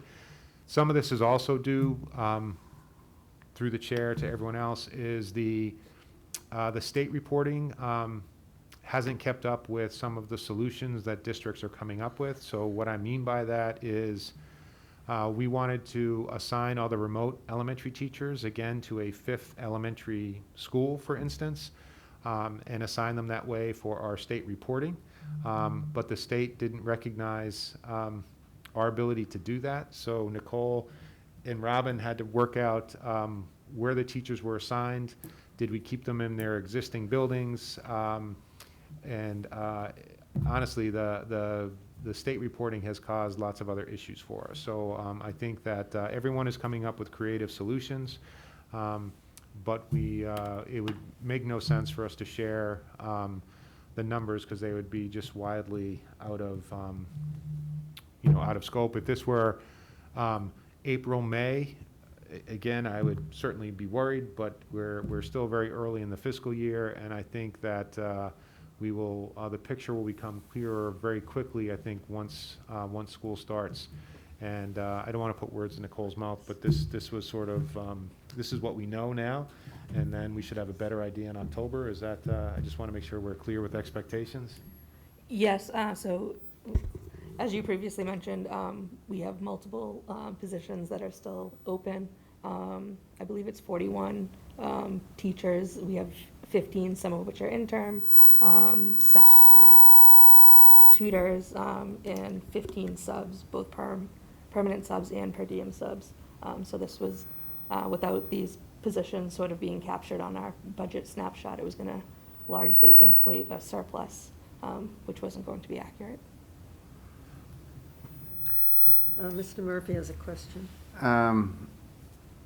Along the line of financials, I know it was mentioned, I believe it was at the last meeting or at some point, that the town is going to potentially be looking for cuts in operating budgets moving forward. Do we have any further detail on that, and have they indicated, for instance, if they're looking for that to happen at September town meeting, and we're not even going to have a good idea until sometime after that as to how many people we have hired and how much more we have to hire. Speaking as one person, it's hard to agree to cuts when we don't know what our actual expenses are going to be. So I'm just curious as to whether that has fleshed itself out at all, that whole discussion and process. I think we have a meeting tomorrow night where we're going to be discussing some with, I think, Mr. Sagarino and Mr. Denizio in terms of where their thinking was. I think that they told us to think about a $350,000 cut in our operating budget. Again, Nicole and I just need to find time to sit down, and we'll try to map out some different models. I think that your comment is accurate, and that we're going to try to do the best, the best that we can in thinking about this. But we've actually had to add some positions to make the scheduling work. We didn't know about transportation, for instance. And it turns out that more transportation, not less, if we were to increase services. But that picture wasn't clear until, again, very recently. So I think we want to do our part. I think that we're always willing to try to sort of help the town out. They help us out. But if you ask me right now, could I identify the exact places or positions where this reduction would come from? The answer is I can't. Even some of the operations of our facilities and equipment, some of what we're going to be talking about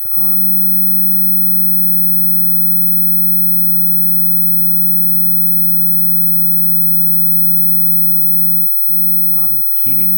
We're still going to be using the motors, so I don't think there's going to be huge savings in our operational costs either. So again, Mr. Murphy, I think we're going to cooperate. We're going to talk. I think if town meeting is serious about reducing operating budgets, we need to participate in that process. And I agree, but I just wonder, at least, I mean, our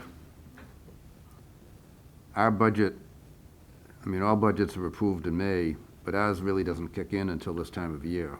And there's a lot of variables that go into a school department budget that aren't necessarily the same in the DPW budget, for instance. So I just wonder, as part of those conversations with the town side, maybe we suggest that,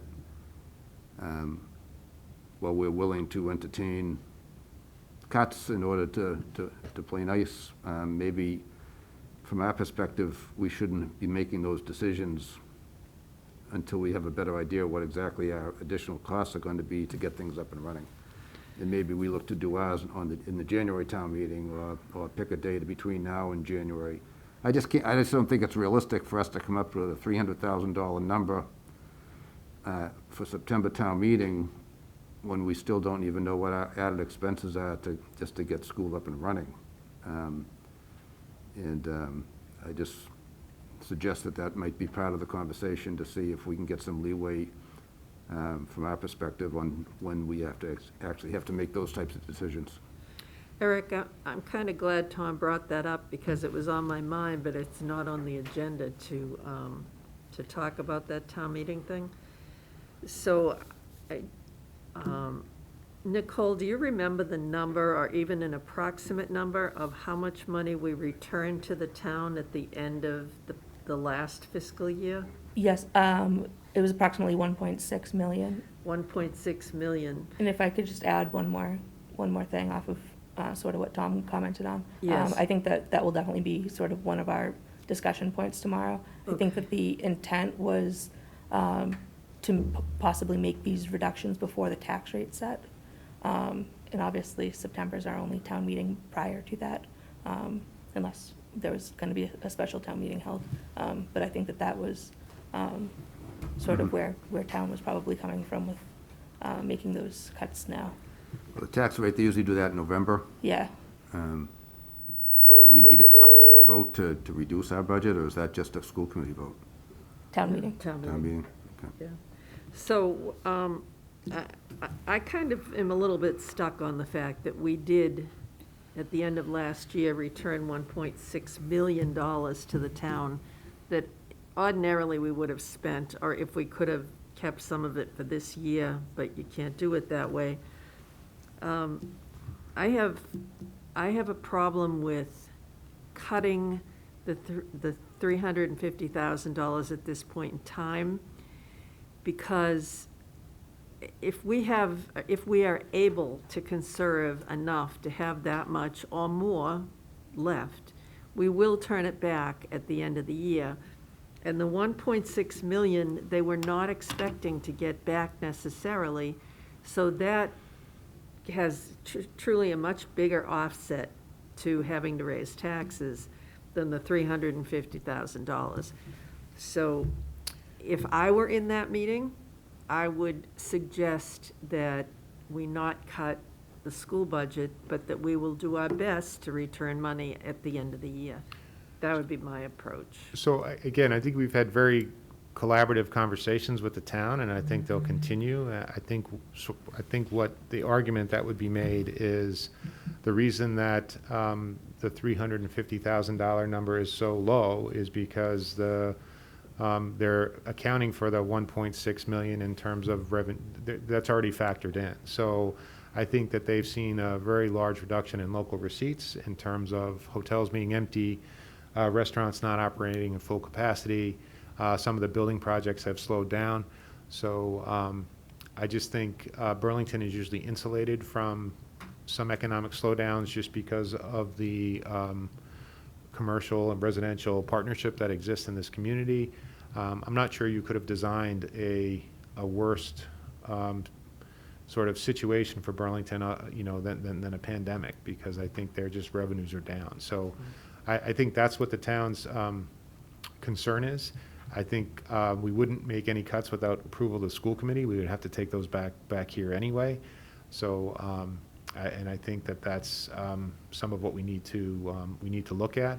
There is some federal relief coming to districts that that may possibly help offset some of those costs. I just think we're going to need a bit more time to get our staffing situated before we can sort of discuss specifics. But obviously, those specifics would need to come here and be approved first. So I think that's what it is. But again, I think we're part of the town, part of the community, and I think we're going to do our best to participate and figure out some solutions. So, but again, we'll take any of those ideas back here to the committee.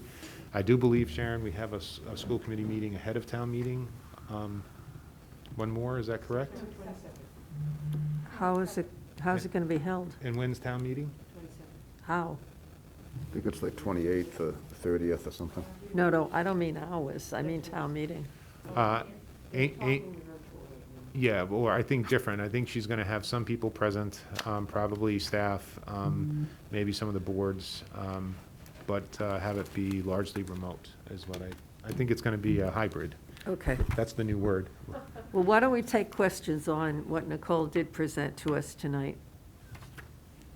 Martha, go ahead. I just wanted to know, there's nothing that strikes me as a problem. I just want to know if there was anything that you see that concerns you. No? Carl, did you want to ask something? No, thank you. Thank you, Nicole. Regarding staffing, many of the open positions are subs. How confident are you that those will get, be realistic, how confident are you that those will actually get filled? I know at least in my district, where it's looking like a losing battle to find any type of sub at all.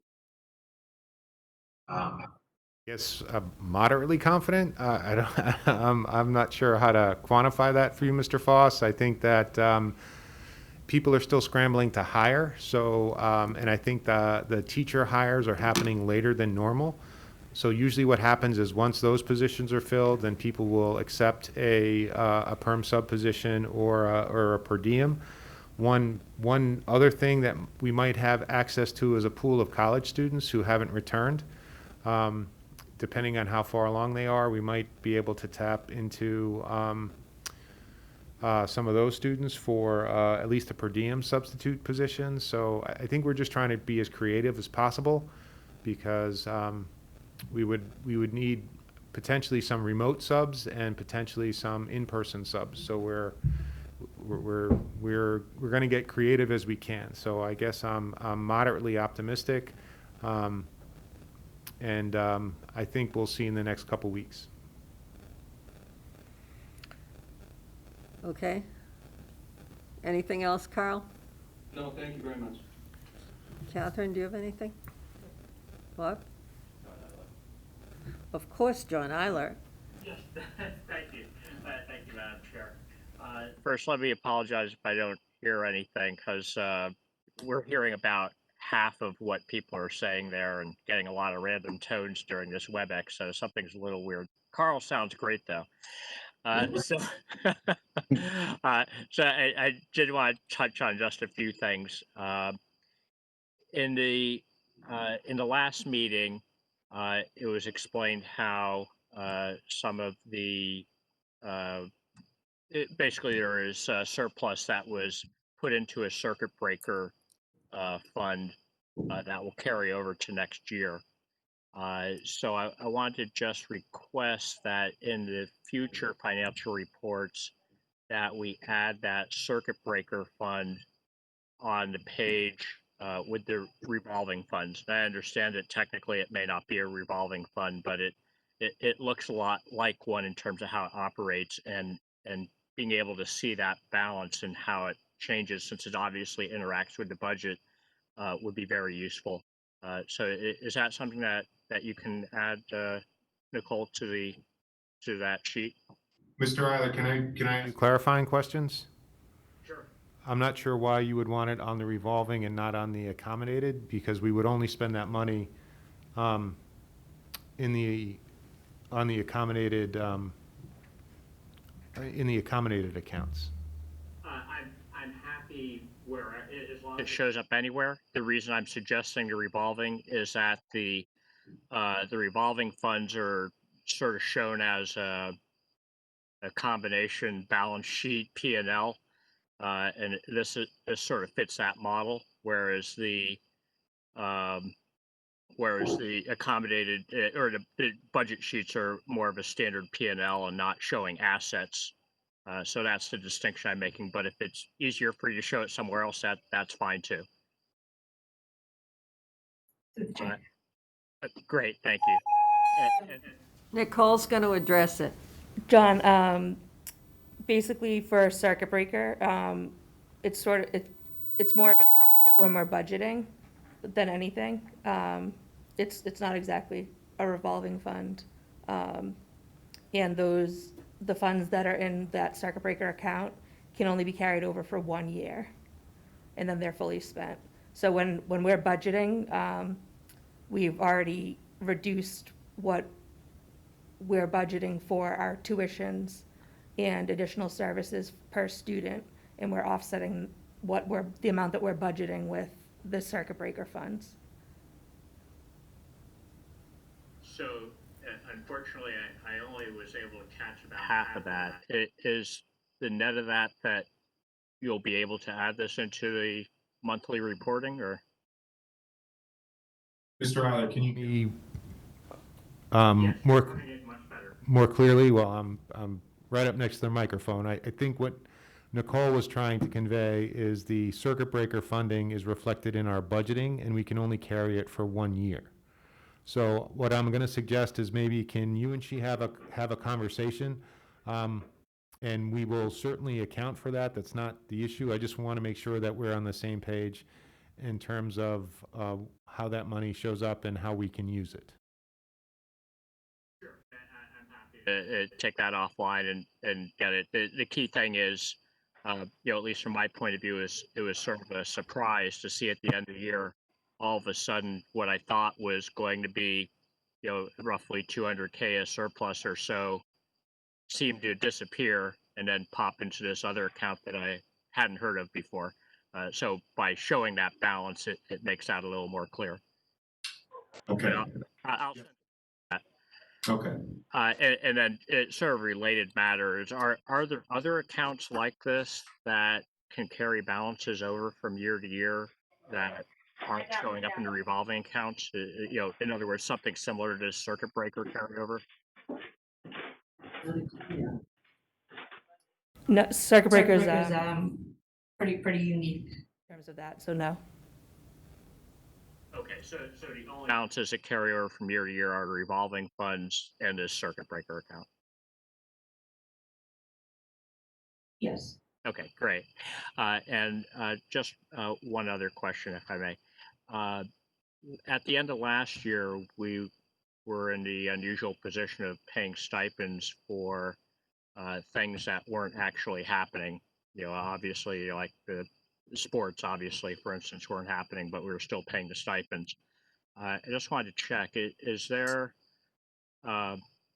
is the current stake in the ground that stipends will not be paid unless the activity is actually happening, or is there some other stake in the ground? I think discussing those stakes, I think that what we're asking is for athletics, which is a little bit out of our control. We're certainly looking at that sport by sport. If the sports aren't running or being pushed to a different season, we're certainly looking at those stipends, Mr. Eiler, differently than last spring. I think for student activities, I think our initial position is we're seeing which activities can actually run remotely and how they're going to run and when they're going to run, and we're looking at them on a case-by-case basis. So we're not automatically paying stipends, but we're looking at them carefully. Okay, I think just to state the obvious, from the public point of view, if if stipends were being paid for something that wasn't actually happening, that would be fairly unsupportable. But good that you're keeping an eye on it. Thank you. That's it for my questions. Thank you, Madam Chair. Thanks, John. Are there any other questions on Nicole's report? No? Again, just the one thing I would want you to maybe pay attention to moving forward is the cafeteria account, because we're still responsible for providing lunch for our food insecure students, our free and reduced lunch students. We're going to be providing lunch at the middle school and high school, and sort of working our way how to do that safely. And so getting staff up and trained and doing some other things. So it's just, Mr. Eiler asked, or one of you asked, if there's an account that I sort of have some concerns about. I would just keep an eye on the cafeteria account, because I'm assuming we're not going to be selling lunches as we would in a typical year, and that's where we generate most of the revenue for that account. Reimbursements may change a little bit, so I'm saying I think that might be something, but I'm going to be watching that account fairly carefully. Okay. All set. We all set? Madam Chair, we do have Mr. Sullivan Oh, all right. has You wanna go connected, if you back? don't mind. Sure, you can go back. You were on. Hello, I'm here. Sorry, Hi, Mark. I didn't. Hello. You want to address Um, any questions? Yeah, I kind of forgot what I was going to say after all that budget talk. I don't know.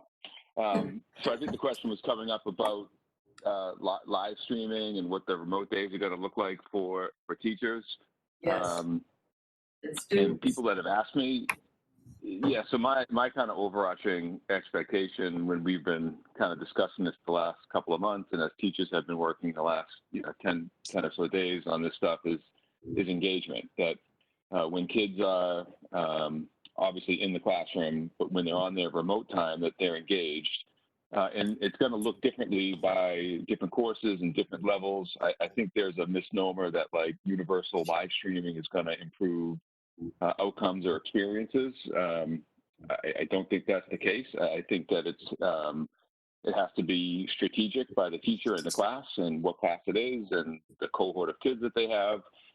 So they're working on a variety of different activities that includes, the use of Google Meet to live stream.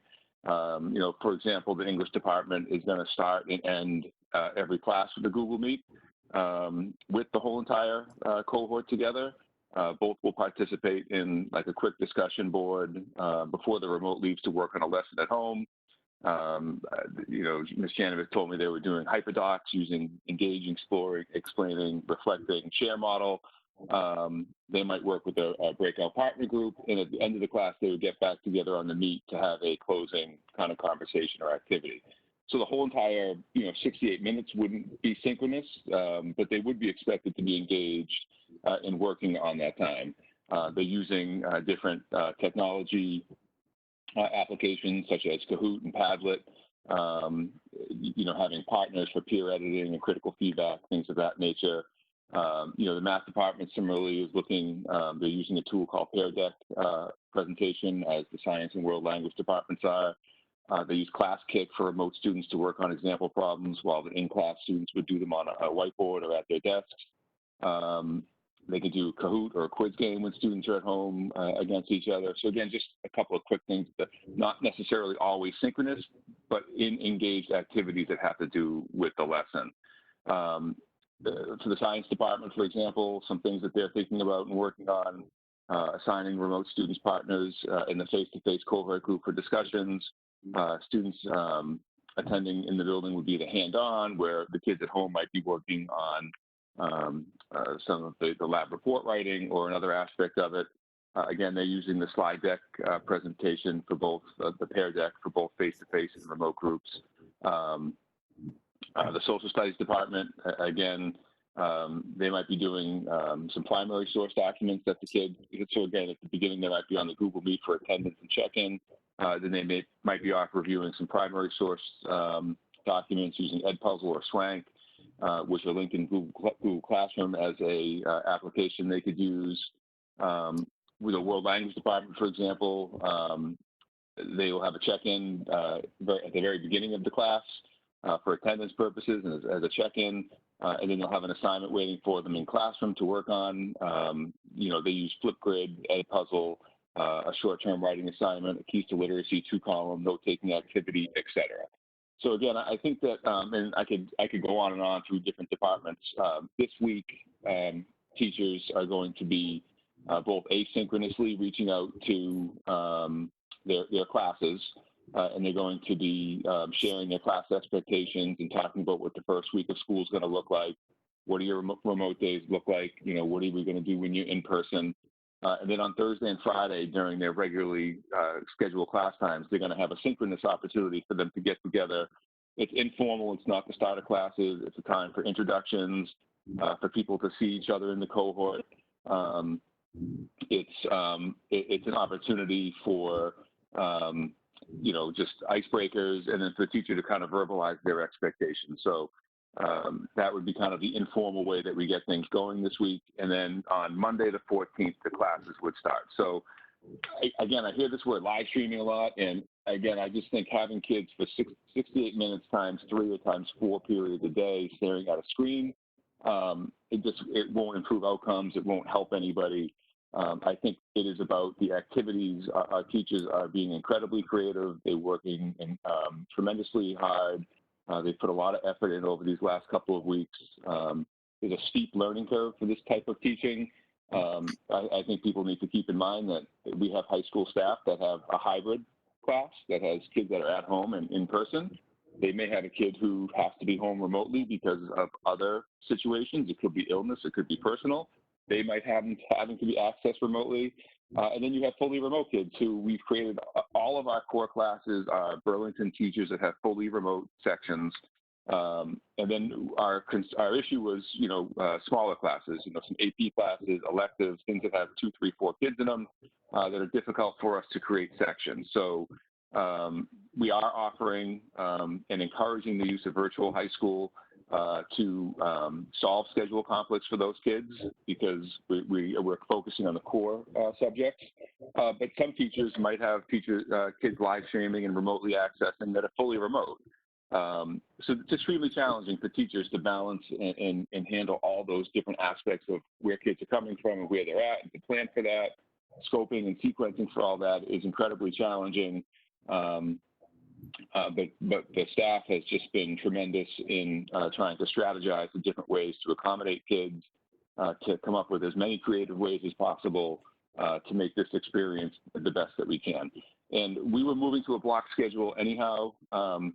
We had a new schedule planned for this fall, so the block schedule is actually mirroring what we would have been doing anyhow. It's just the cohorts. It was impossible for us to bring all 1,000 kids back into the building at the same time. So I think I saw a comment like, why can't we just mirror the school day? Well, we just can't have that many kids in the building at the same time. But we're going to try to mirror the engaging activities to the best extent possible, and it will be different. So like, the teachers have to hear from kids have to hear from their teachers.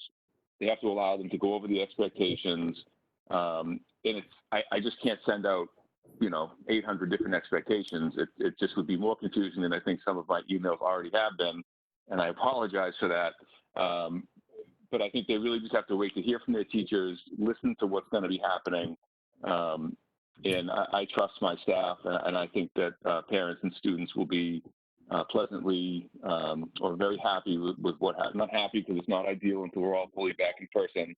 But I think that the high school staff has really stepped up, and I think everyone's going to be pleased with the product that they have in the fall. I'm not saying there won't be some bumps and bruises along the way.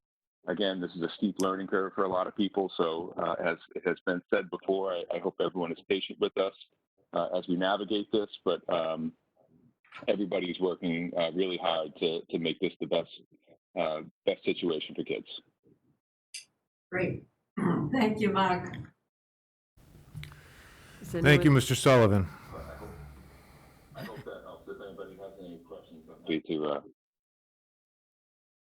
I think Parents are grateful for your explanation. Does anyone have any questions for Mark? No? Guess you're off the hook temporarily, Mark. Okay, I know it's not forever, so I'll wait. Thank you.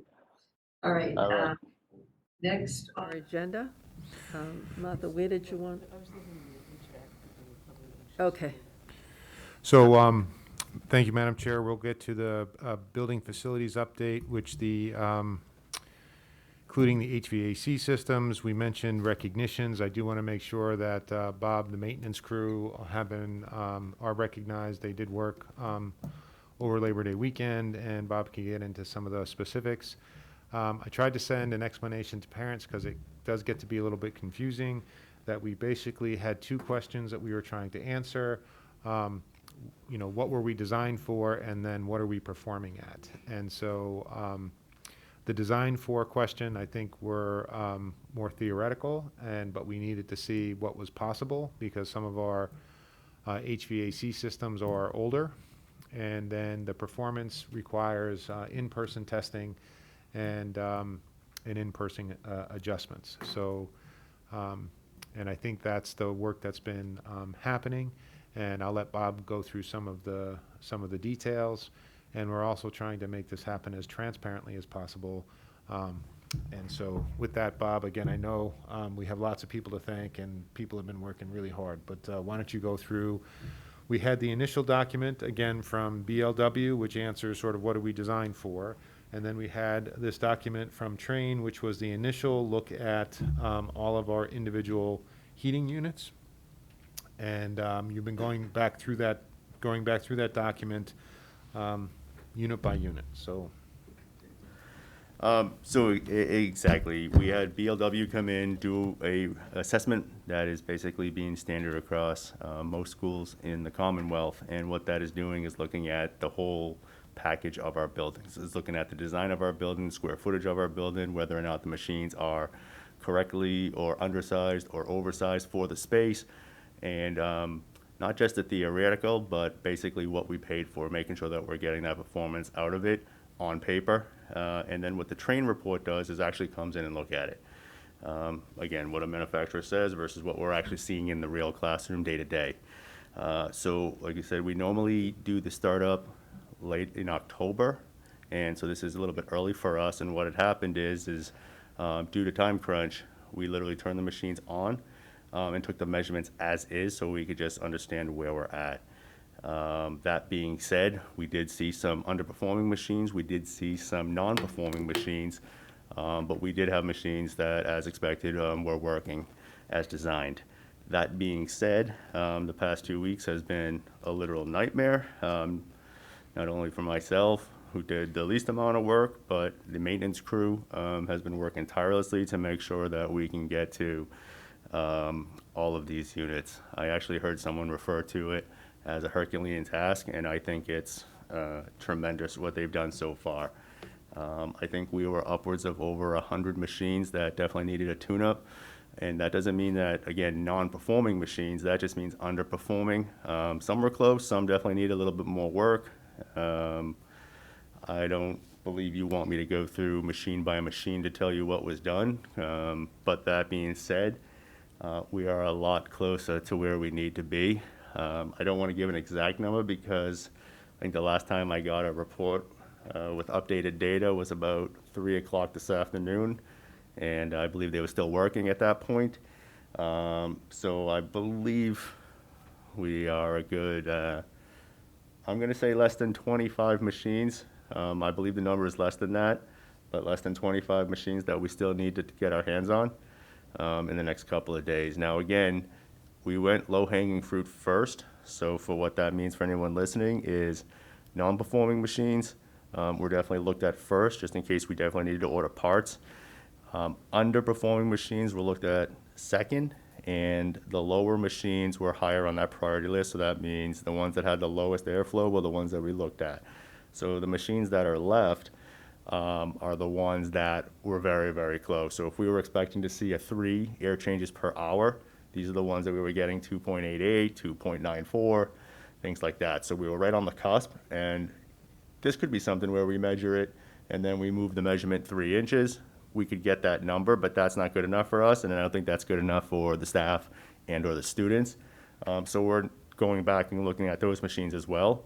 Even the ones that would have passed technically with the 3.0 or 3.5, we're looking at those. So we had machines that were, reading in the 4 air changes per hour, but given the size of the machine, they weren't running optimally. So we are looking at those as well too.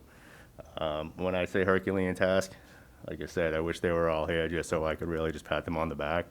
I think they've heard thank you 2,000 times in the past week, but they've also gotten emails on Saturday night, Sunday morning, and just phone calls left and right. But again, that's our whole maintenance staff. We did have training as well too, so I definitely need to thank them, even though that is their job, but they helped us during the long vacation weekend as well. So like I said, I do believe we're in a good position to start school.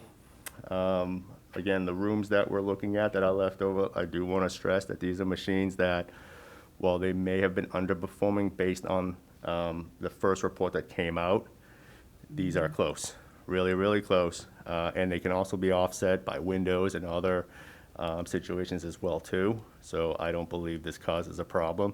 But we do have a day and a half left, and what they've done in the past 5 days, I think in a day and a half we'll be in a real great place. Bob, part of this is communicating. So there was the spreadsheet that initially went out that had the calculations on it, I think caused a lot of the initial consternation. So we're going to be putting out a new spreadsheet with the new measurements taken. Is that something that we can get out to? Yep. So there's a particular spreadsheet that was taken from the train data, may have been made famous on Facebook, but we have actually met with that particular person, and he's working with us. So it's actually great in one sense. I think the message may have been delivered wrongly, not on purpose, but we're also working with that particular person to make sure that message gets out again. So I think the amount of effort that he put into the spreadsheet definitely helped us a little bit because it indicated the machines that we needed to focus on. So it may have saved me a little bit of time, but it also stressed the fact that we definitely needed to jump on those machines to get the work done. So I don't want to thank him publicly. He knows who he is, but that particular person, I'll be sharing the data with him already. It's on a shared spreadsheet. And I believe, like I said, once the district gets the message out, that person will be getting that message out as well through his crowds.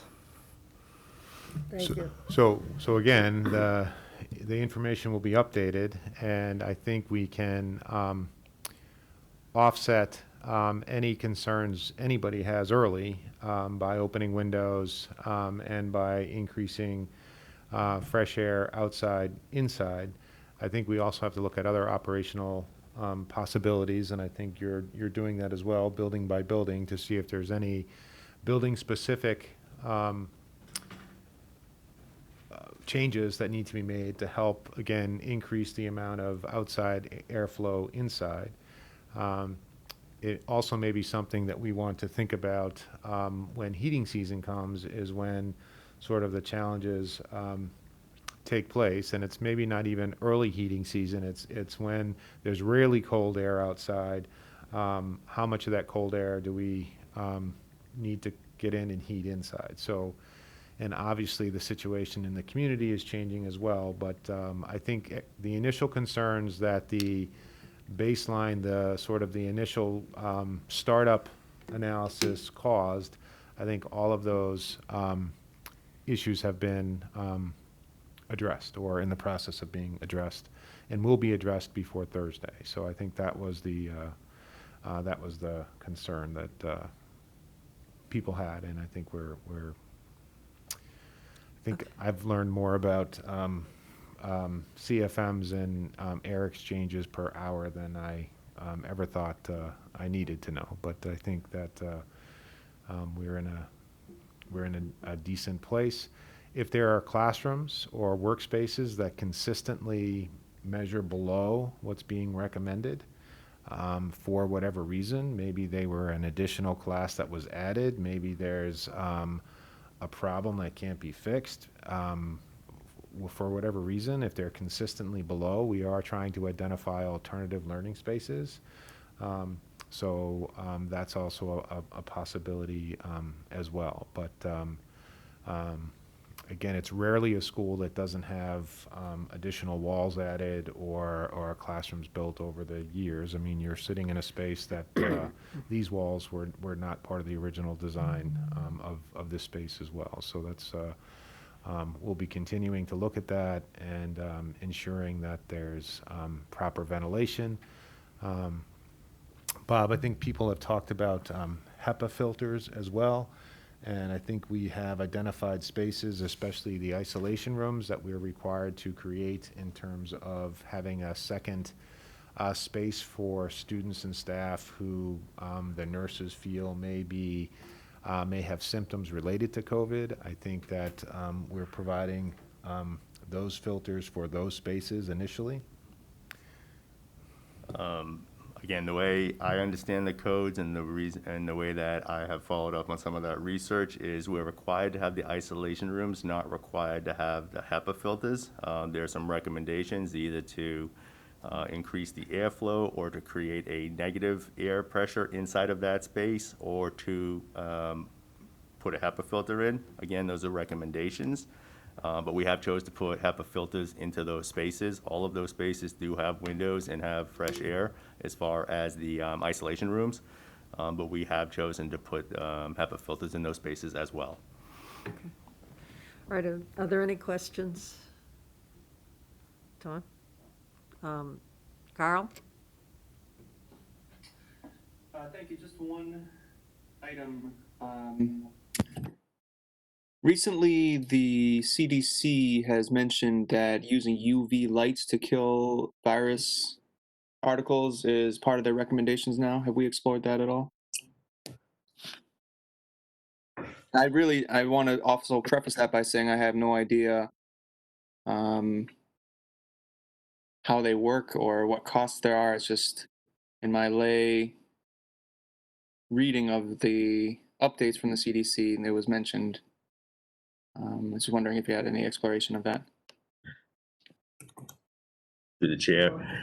So Carl and other listeners, I have explored that, and let me just give a quick little scenario. I personally, well, through my parents, we have a UV light at our house, and what that means for the situation is that you need 10 to 15 minutes of immediate contact with the low power ultraviolet light that they have. So that would be placing a cell phone, let's say, under that direct light for that 10 to 15 minutes in order to sterilize and or clean those germs. Those can relatively be picked up cheaply for $10, $15, $20. But that's when you have the 10 to 15 minutes and you have a small area to clean. I've consulted with engineers, also some HVAC companies as well too. Looking at the size units that we have, especially here at the high school, we have estimates of somewhere between $75,000 to $100,000 per penthouse to kind of get the amount of airflow sanitized through a UV light. And again, these are just estimates. But then when you get to like each individual univent in a classroom, yeah, they're smaller units, but they're still producing a lot of air. You're still looking at upwards of purchasing and labor, somewhere in the $1,000 or plus per room. A few weeks ago, I would say availability would have been a concern as well too. I think now they're more available. It really becomes a financial conversation because we can't really skimp on something like that, where we'd have to get a higher power in order to meet our needs. I've fielded a lot of emails as well too, asking about similar situations or even about like donations of HEPA filters and so forth. And I think what happens is people are looking at really at the residential side. So they're looking at really smaller units. And this is a situation, like I said, whether it's HEPA or UV lights, that in the residential situation, we're really looking at like 100, 150 square foot units, or the ultraviolet units are for really small cell phones and tablets. If you have the 10 to 15 minutes, that will not work in our scenario where we really need the higher powered commercial ones. Bob, just to clarify, how many penthouses are there? At the high school, there's 11 penthouses. So again, just do 10 so I can do the math. So you said potentially what, $75,000 to $100,000 each? Yep.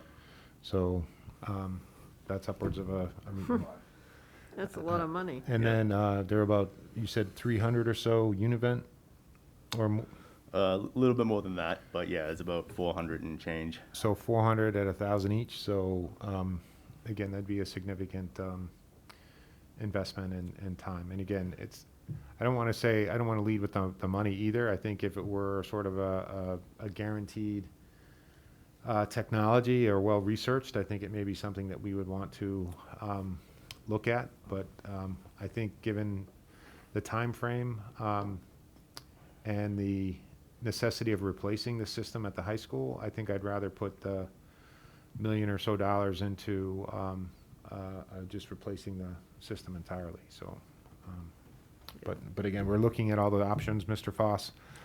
So there's no bad ideas right now. We're exploring everything as well. Just the size and the square footage tends to add up quickly. Thank you. I just curious what what research had been done. Obviously, cost is a factor, and just the sheer volume of these UV devices that we would need. And as another question, what is our goal per room? Is it the ACH of 3, or are we going for I know Harvard came out with a recommendation of 5. I'm not sure how many of our existing rooms met that, or what is the current goal for ACH of each room? Thank you. Mr. Foss, I'll try my best, and then Bob, you can correct. So I think what we initially looked at was we looked at building code, and then what I'm often reminded of is building code sort of exists in a pre-pandemic world, but our systems were designed for that building code. So I think that was our starting point, was to look at building code. And there may be other operational things that we can do with the equipment to increase above the building code. So again, my understanding, for instance, is the CFMs is sort of 10 CFMs or something is building code, and then the sort of the pandemic expectation is 20. So it's double that. So I think, Mr. Foss, is where we're always shooting. Our goal is always sort of the levels that are required in the pandemic, but our systems weren't necessarily designed for a pandemic level of performance. So we're really trying to operate them differently to make sure that we're maximizing their abilities to hopefully get close to that pandemic piece. I think you asked me specifically about the air exchanges per hour. Is building code 2 or 3, and then I think the Chan School came out with 4 or 5, and so we're going to try to maximize what we can. So Bob, I just want to I'm out of my depth here. Yep, I'm going to agree with everything Dr. Conti just said. I just want to stress that first and foremost, we are looking at the ASHRAE 62 standard, and we are going to try to meet that in every way possible. We are striving to better that when we can, so that is our ultimate goal. But at a bare minimum, a question that was asked is if we are referencing and at least trying to get to the ASHRAE 62 standard, and that is the case. So earlier when I referenced the 3, that's kind of a mix of the size classrooms, the amount of airflow that comes into, the number of students and so forth. That was put onto the spreadsheet that was distributed. So 3 is kind of the goal, which currently closely aligns with the MTA's request as well too, to get to the 3. But some newer recommendations have definitely come out to meet the 4 and 5. In many cases, we meet that or exceed that. But like I said, at a minimum, ASHRAE 62 is definitely what we're looking to get to.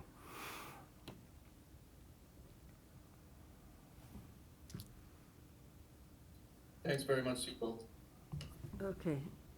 Are there any other questions? No? Okay, go ahead, Martha. So this is not on the agenda, but we have typically had on our agenda every week a commentary, an opportunity to discuss district equity work that's ongoing. And I believe that Sarah Shake, our student rep for the school committee, is on the on the call now, and I would like to ask her to speak first, and then I wanted to answer some of the questions. There were a lot of questions and concerns that came up last time, so I do want to answer a lot of those. But I'd like to ask Sarah, with your permission, Sure. Madam Chair. Hi, Sarah. Thank, Hi, everyone. thank, Can you hear me? Yes. yeah, thank you for Thank you for waiting so long for the rest of the meeting.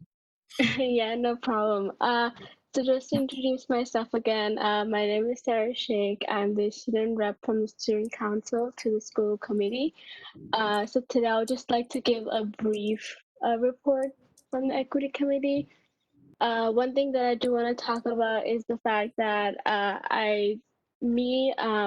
Martha Duffield from Burlington Against Racism, and Mr. Larkin, our assistant superintendent, we three have recently had an interview from BCAT.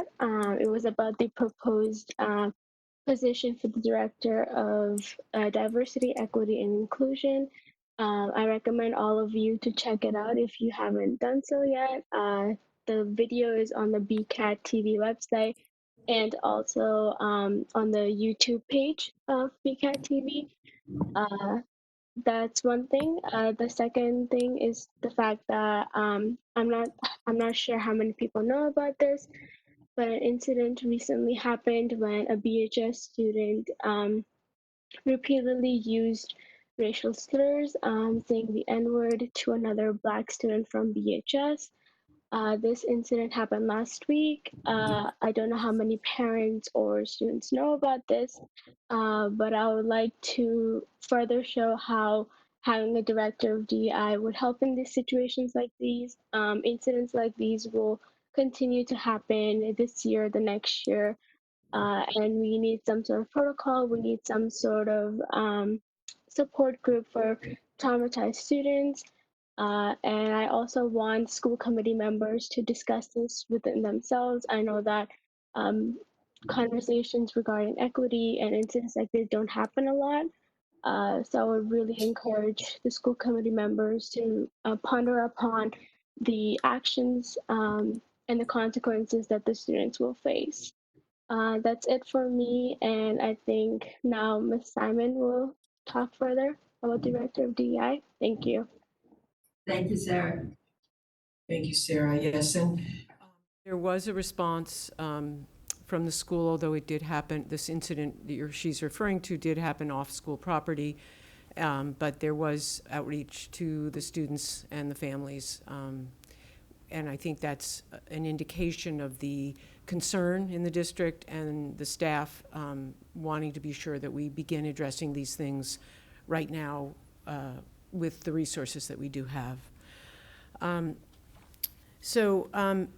our last meeting, we heard a presentation from the District Equity Committee reporting on some of the work that they have been doing. In particular, they have worked hard developing a proposed job description for a Director of Diversity, Equity, and Inclusion, which is a top priority for the Equity Committee. There were a lot of questions and concerns after the presentation that I want to address now. It was unusual for us to see job descriptions in this way, but I do want to thank the committee for all the work that they have been doing. I also want to clarify that the position would report directly to the superintendent or his designee. It would be part of the central office. There may have been some confusion on that. Some town meeting members are feeling an urgency to address issues of bias and racial justice in the schools and in the town. They have submitted a warrant article to fund a Director of Diversity, Equity, and Inclusion position during this fiscal year. It was the first that some of the people on the school committee here had heard about it, and it is an unusual situation. However, according to our school district legal counsel, it is legal for town meeting members to propose warrant articles for the schools outside of the operating budget. The town meeting has the authority to appropriate money for a specific purpose, including for the schools. The school committee has the authority to choose whether or not they want to spend that money, although they must use it for the specified purpose. This is similar to when town meeting approves capital warrant articles. the school committee must spend the money for that purpose. If there is money left over, it reverts to the town. I also want to let people know that the District Equity Committee is the result of many years of work in the district to address issues of bias and racial justice. It is not an ad hoc committee. In July, the school committee appointed Mr. Foss and myself to be an equity subcommittee of the school committee and directed us to participate in the District Equity Committee. Now, I've shared with the school committee a history of the district equity work that I compiled, and it is now a public document which I'm happy to share with anyone. I will be sending it to the local papers, and if people have suggestions about other places where people could get that, I'm happy to do that as well. For those who have not seen the history, I'm not going to read the whole 2 pages, but here are a few highlights. As early as 2013, Burlington Public Schools began offering anti-bias cultural proficiency courses and workshops for teachers through organizations such as Ideas and Primary Source. Since then, Burlington High School students have participated annually in their leadership conference. Around 2014, a district capacity group had a working subcommittee on cultural competence. This committee recommended, in 2018, this committee recommended that the district hire a director of diversity, equity, and inclusion. In 2016, Burlington High School staff formed a committee they called VIEW, and I don't remember what the acronym stands for, to address anti-bias training, cultural proficiency, incident response protocols, and other issues. In 2017, students joined as members as well. In 2018, Burlington High School and Marshall Simon students presented their recommendations to the school committee, and Sarah Shake was one of the people presenting. The recommendations included creating a director of diversity, equity, and inclusion position, and creating a district-wide equity committee. So in 2018, the District Equity Committee was formed. Students joined in 2019, and then this year, community members, parents, and school committee members joined in 2020. I want to add that there's been ongoing work from many staff members over the years to make progress in these areas, but that would depend on individual teachers and individual buildings to address specific issues. So in 2020, the District Equity Committee developed a draft action plan which addresses the district's needs in 4 areas: staff, students, systems, including the curriculum, and hiring. In order to accomplish our goals, they strongly recommended a full-time director of diversity, equity, and inclusion. In addition, this summer, in 2020, all of the administrators received a common training on these issues. I think there were 40 to, how many people attended that? 40 people? And I think today or tomorrow was the day where all the staff in their professional development tomorrow will be receiving a common training on these anti-bias issues as well. We are continuing as a district to address these issues. But there's still been all these recommendations to have a director who can keep an eye on these issues on a day-to-day basis. So here we are today. Many of us white folks are feeling an urgency now that we weren't feeling before. I know that our Black and brown students and families have been feeling this urgency for a long time. So we can have further discussion or tonight, or but I do think it would be helpful that at this time, if the school committee were to indicate that we would commit, that we are committing to including the director of diversity, equity, and inclusion position in our fiscal 22 operating budget. And I am planning to introduce a motion to that effect at our next meeting on September 22nd. So we'll have time to think about it and time to decide. In the meantime, the town meeting members are continuing. It's their warrant article at this point, and they are feel the need to continue to see if town meeting would fund this position. They're obviously hoping to have a conversation in town, which we need, regardless of the outcome of the vote, for us to continue to think about these issues that are urgent and important to so many of our students, whether they're white or whether they're Black, Indigenous, or people of color. So that's my update, and I'm happy to answer any questions or if other people want to say anything else. Thank you. Madam Chair, just very briefly, again, I wanted to start by actually apologizing to Sarah. I didn't realize she was on the call or needing to speak. So, Sarah, typically during the school year, the student rep speaks right at the opening, so you don't need to wait through the entire meeting. So, again, had I known you were speaking, I apologize. I would have bumped you up to the top of the agenda. But in future meetings, the student rep always goes right at the beginning of the meeting. So I apologize that you had to listen to air exchanges per hour prior to speaking. Ms. Simon, I think that the conversation that you mentioned in the history is important for some of the new committee members. This is not a new conversation that we've been having, and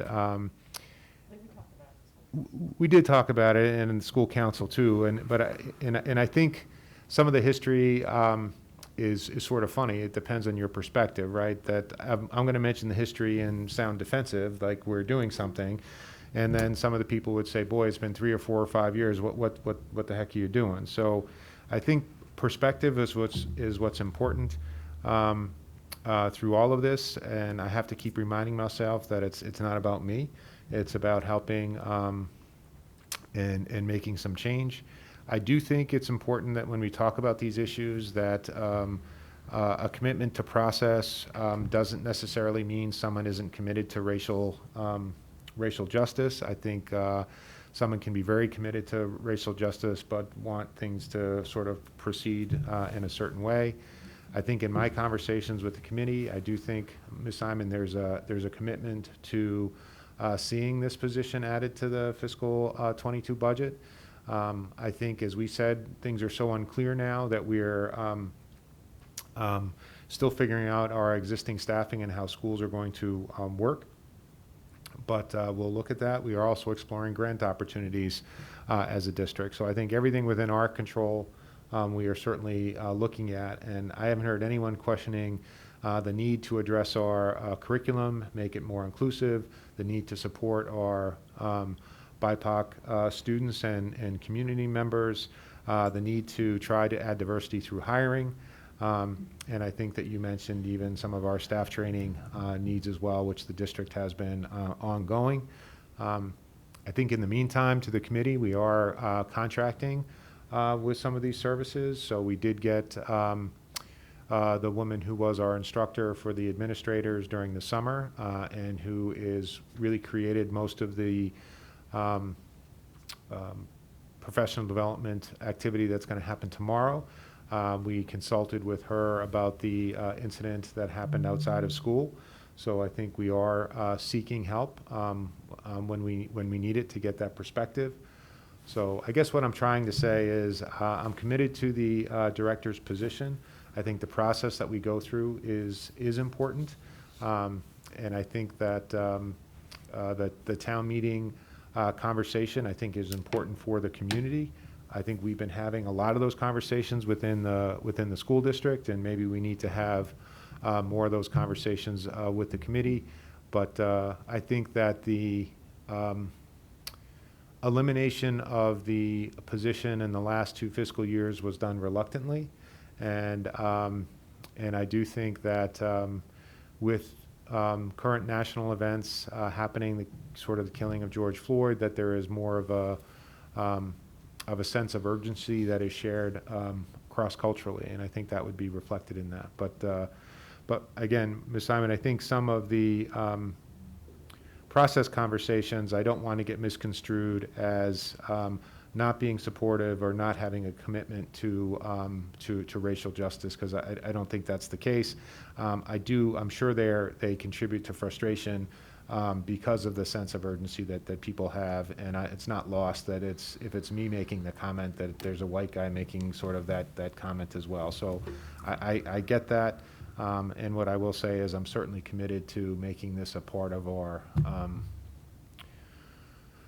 fiscal 22, sort of at the sort of in terms of one end of sort of where we're going to end up, and exploring everything in between that's within the school district's purview to do so. And I do think we need to look at our curriculum carefully. And I think navigating these waters is getting trickier as opposed to easier, just because everything is getting politicized quickly. Even mask wearing, I think, is something that seems to be causing issues where it doesn't need to. So I think the conversations are uncomfortable oftentimes, and that was the case with our summer training. And hopefully the more we have the conversations, the more comfortable we'll get. But again, it's not about any individual. It's not about again, people asking questions or seeking clarity aren't people questioning the importance of racial justice. I think we just need to get there in some of the frustrating ways that we typically solve problems. So, Ms. Simon, thank you for sort of keeping this on the agenda. That it wasn't technically on the agenda was my oversight. And again, I was viewing this as a sort of a pre-school year meeting. And I know technically we would have been in school already. And again, Sarah, my apologies. I think moving forward, we'll have the student rep at the very beginning of the agenda. And so, thank you. Questions, comments? I think there was some indication in my discussions with Eric that we probably should talk about the process. Tom, do you have anything to say about that? No, I mean, I felt I was fairly clear last time, and I'm happy to say it again. I'm not questioning the merits of the request. I'm questioning the timing of the request, and we continue to have those reservations. We talked earlier about the town potentially looking for us to knock $350,000 out of our budget. We've been talking about additional filters, PPE, equipment, cleaning, added staff. I just don't think now is the time to make that request. And again, I don't disagree with the merits. I just don't think it's the time. I can't say it any clearer. That's all I'm going to say about it. I don't think now's the time to make the request. I don't think we are making the request. The town meeting members are making the request. Okay. Go ahead. No, fair enough, but I'll rephrase what I said. I do not support the request at this time. Did Kyle want to speak?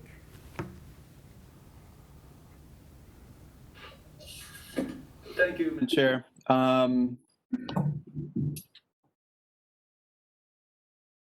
I think that I've also been quite clear in my support of the request from town meeting. And again, the process questions are valid, but we are living in unusual times where maybe the process needs to be changed, or maybe we need to go through a different process in order for our values to be reflected in the way we choose to spend money.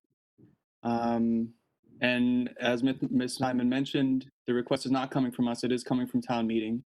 I think that if town meeting decides to approve the request from those town meeting members, if town meeting as a whole decides to approve that request,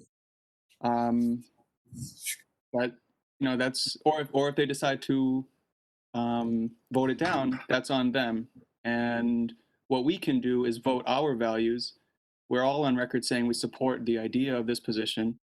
And if town meeting wants to give us some money, who are we to say no? And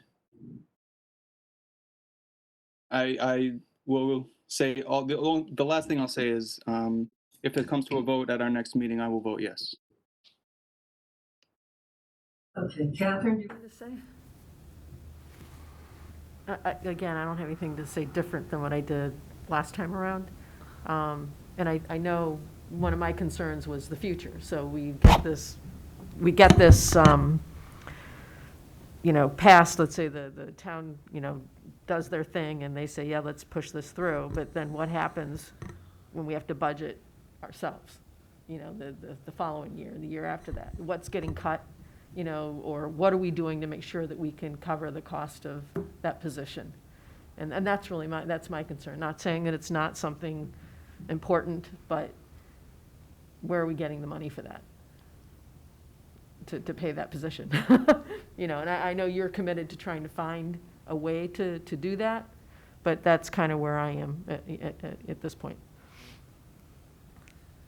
Again, not saying I don't support it. Right. I'm hearing support, and I'm saying I think we, as a committee and as a organization that has some limited fiscal autonomy, we have tools that we can use. And I'm saying I think we're exploring all of those tools. And I think ultimately those tools, or how we expend them, do reflect our values. And I'm saying I get that. I think there are ways to solve the problem that you mentioned. I just think, so that's it. I think we need to have more conversations, and I think we have to do some more problem solving. And I think these are different times, and I do think that the urgency that's being conveyed by students and by some of our parents should be reflected in the urgency in which we approach this problem. And I think it is. What I don't want to see, or I don't want there to be a belief that just creating and hiring this position solves all those problems, Right. because it certainly does not.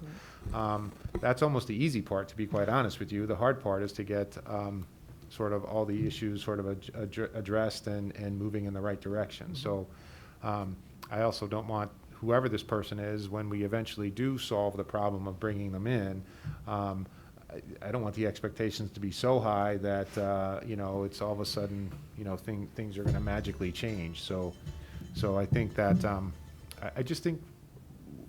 I think we're having the conversations that we need to have, Ms. Simon, and I think we will try to solve them in a way that makes sense and that allows people to be comfortable with the process as well. And the school committee does have a lot of tools at its disposal, and I wish this were a conversation were happening in a non-pandemic time. And again, sounds like an excuse, and I certainly appreciate that it does sound that way. But we're solving many issues, and this is a critical issue for us to solve. We want all of our students to feel like they belong, and I think that was the most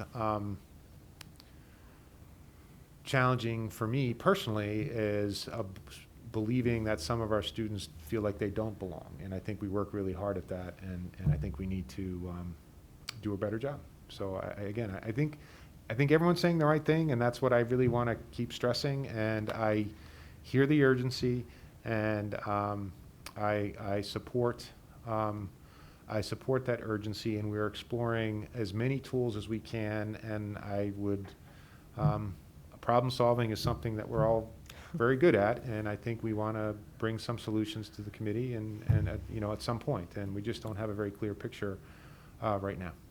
So. All right. Before we move on, I have a few comments to make on this.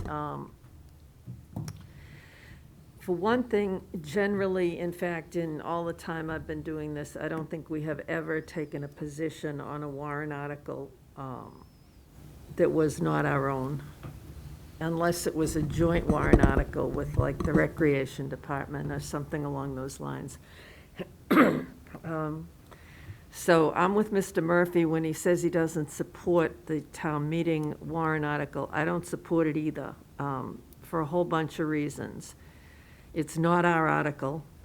I'm just not comfortable with it being dumped in our lap that way. It's a huge commitment, because the warrant article may be for $80-ish thousand this year, but for next year, it's a $140,000 salary. And to me, that's the same as hiring another assistant superintendent. And I'm not sure that we really need that expensive a position. I understand the need for someone to take on these issues.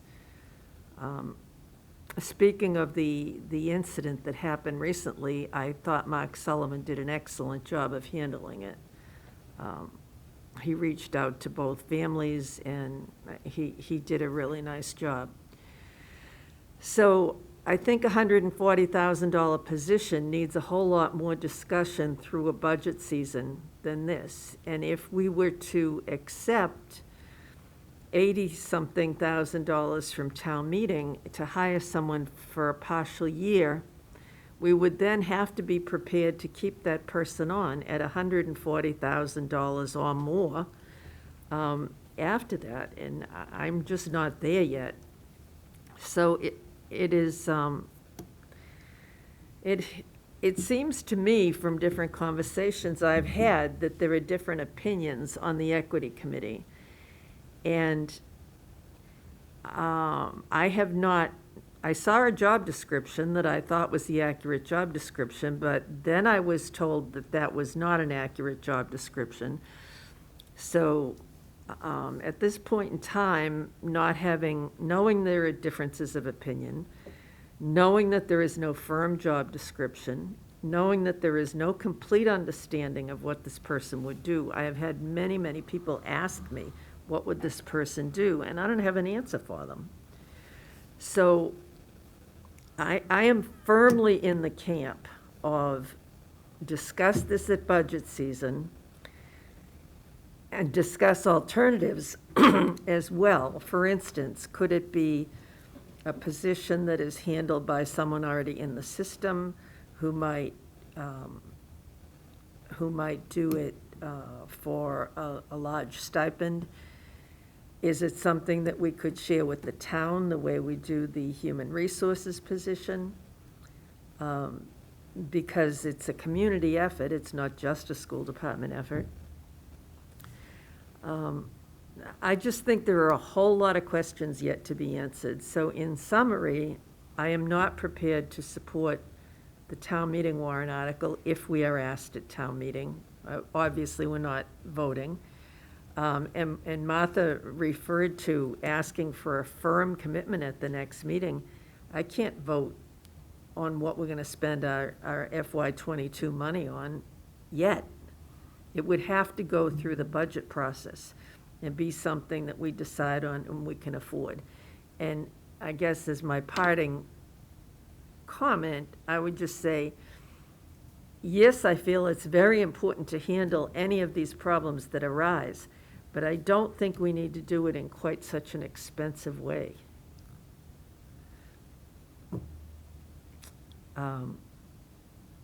Okay, Bob?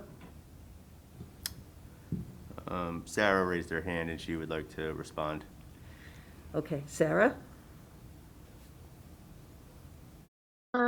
So I just had like a clarifying question. So by stating that it's too much money to fund this position, it's basically implying that this position won't happen for like few years. Is that right? No, that isn't right, Sarah. What I'm saying is, I think we need to find a way to solve these problems and have a position that is not quite as expensive as this one seems to be. I'm willing to do it as soon as the next budget cycle. I just want it well defined what we're doing, what it will cost, and that it's affordable. I'm not saying we have to put it off for years.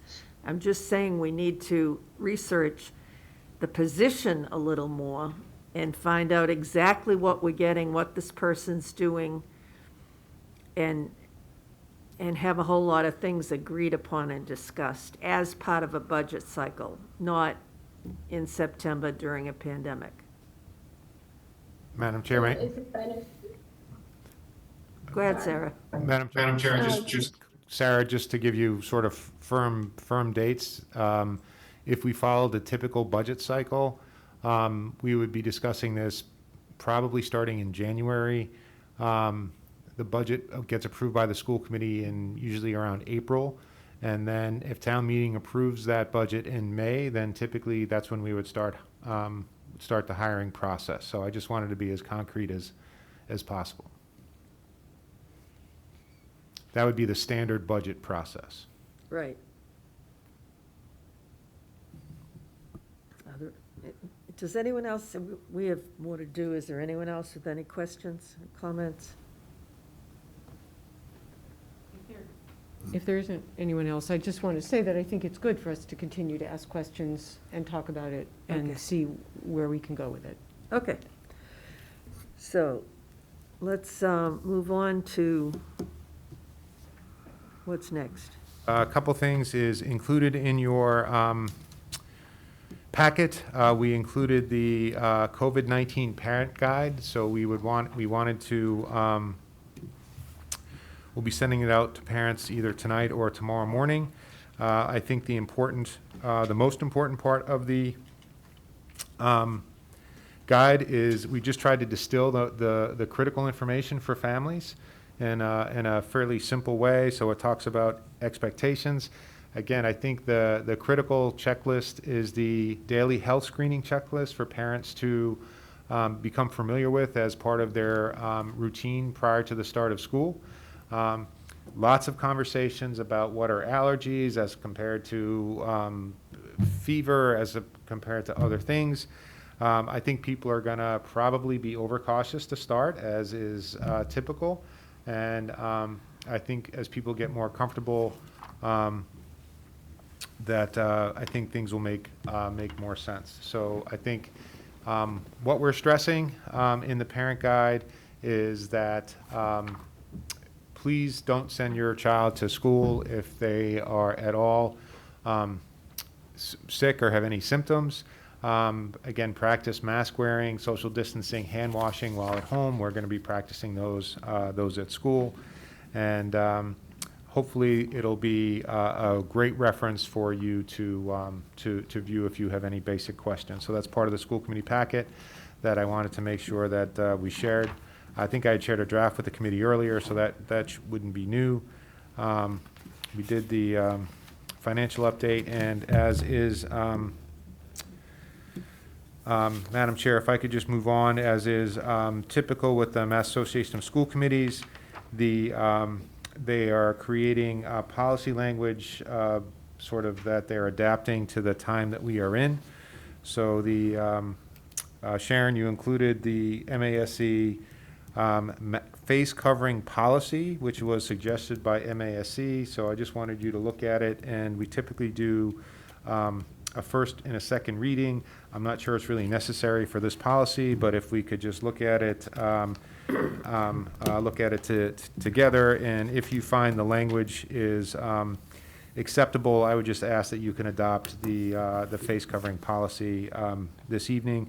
I think it's actually what we're practicing anyway, so it would just put the school committee's weight behind the policy with what we're intending to execute. Martha? I'd like to put on the table a motion to approve the face coverings policy, EBCFA. And my question, and that would mean somebody would second it if they wanted I'll to. second the motion. Go ahead, your question. And my question is, Dr. Conti is comfortable. I read through it. It looks reasonable. It looks appropriate. It looks like we are doing at least that much. And if Dr. Conti agrees, I would be in support of it. Anyone else question if we're going to adopt it without a second reading? Catherine, you got any questions? Carl, you got any issue with this policy? No, it looks good to me. Yeah, I read it over when I read the agenda, and it looked like a good idea, frankly. So if there's no discussion, which is a little unusual on a policy, but Again, I think we are practicing this already. I think this just puts a school committee policy behind some of what we're intending to do already.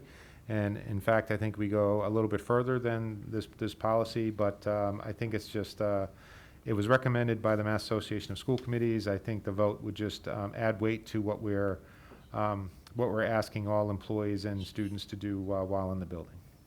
So, Okay, it's been moved and seconded. If there's no further discussion, all those in favor? Aye. And Aye. Mr. Foss is an aye? Okay, Yes. so it's 5-0.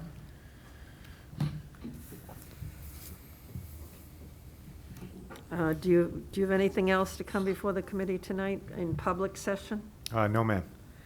Okay, we have need for executive session. Under general law, chapter 30A, section 21A, subsection 3, to discuss strategy with respect to collective bargaining. If this was held in public session, it would have a detrimental effect on the bargaining position of the public body, and the chair so declares. This is bargaining with the BEA. And I will accept a motion. We will return to public session only for purposes of adjournment. Motion to go into executive session. Second. It's been moved and seconded to go into executive session. Mr. Murphy? Aye. Ms. Simon? Aye. Ms. Bond? Mr. Foss? Aye. Chairman votes aye. We are in executive session. Everybody.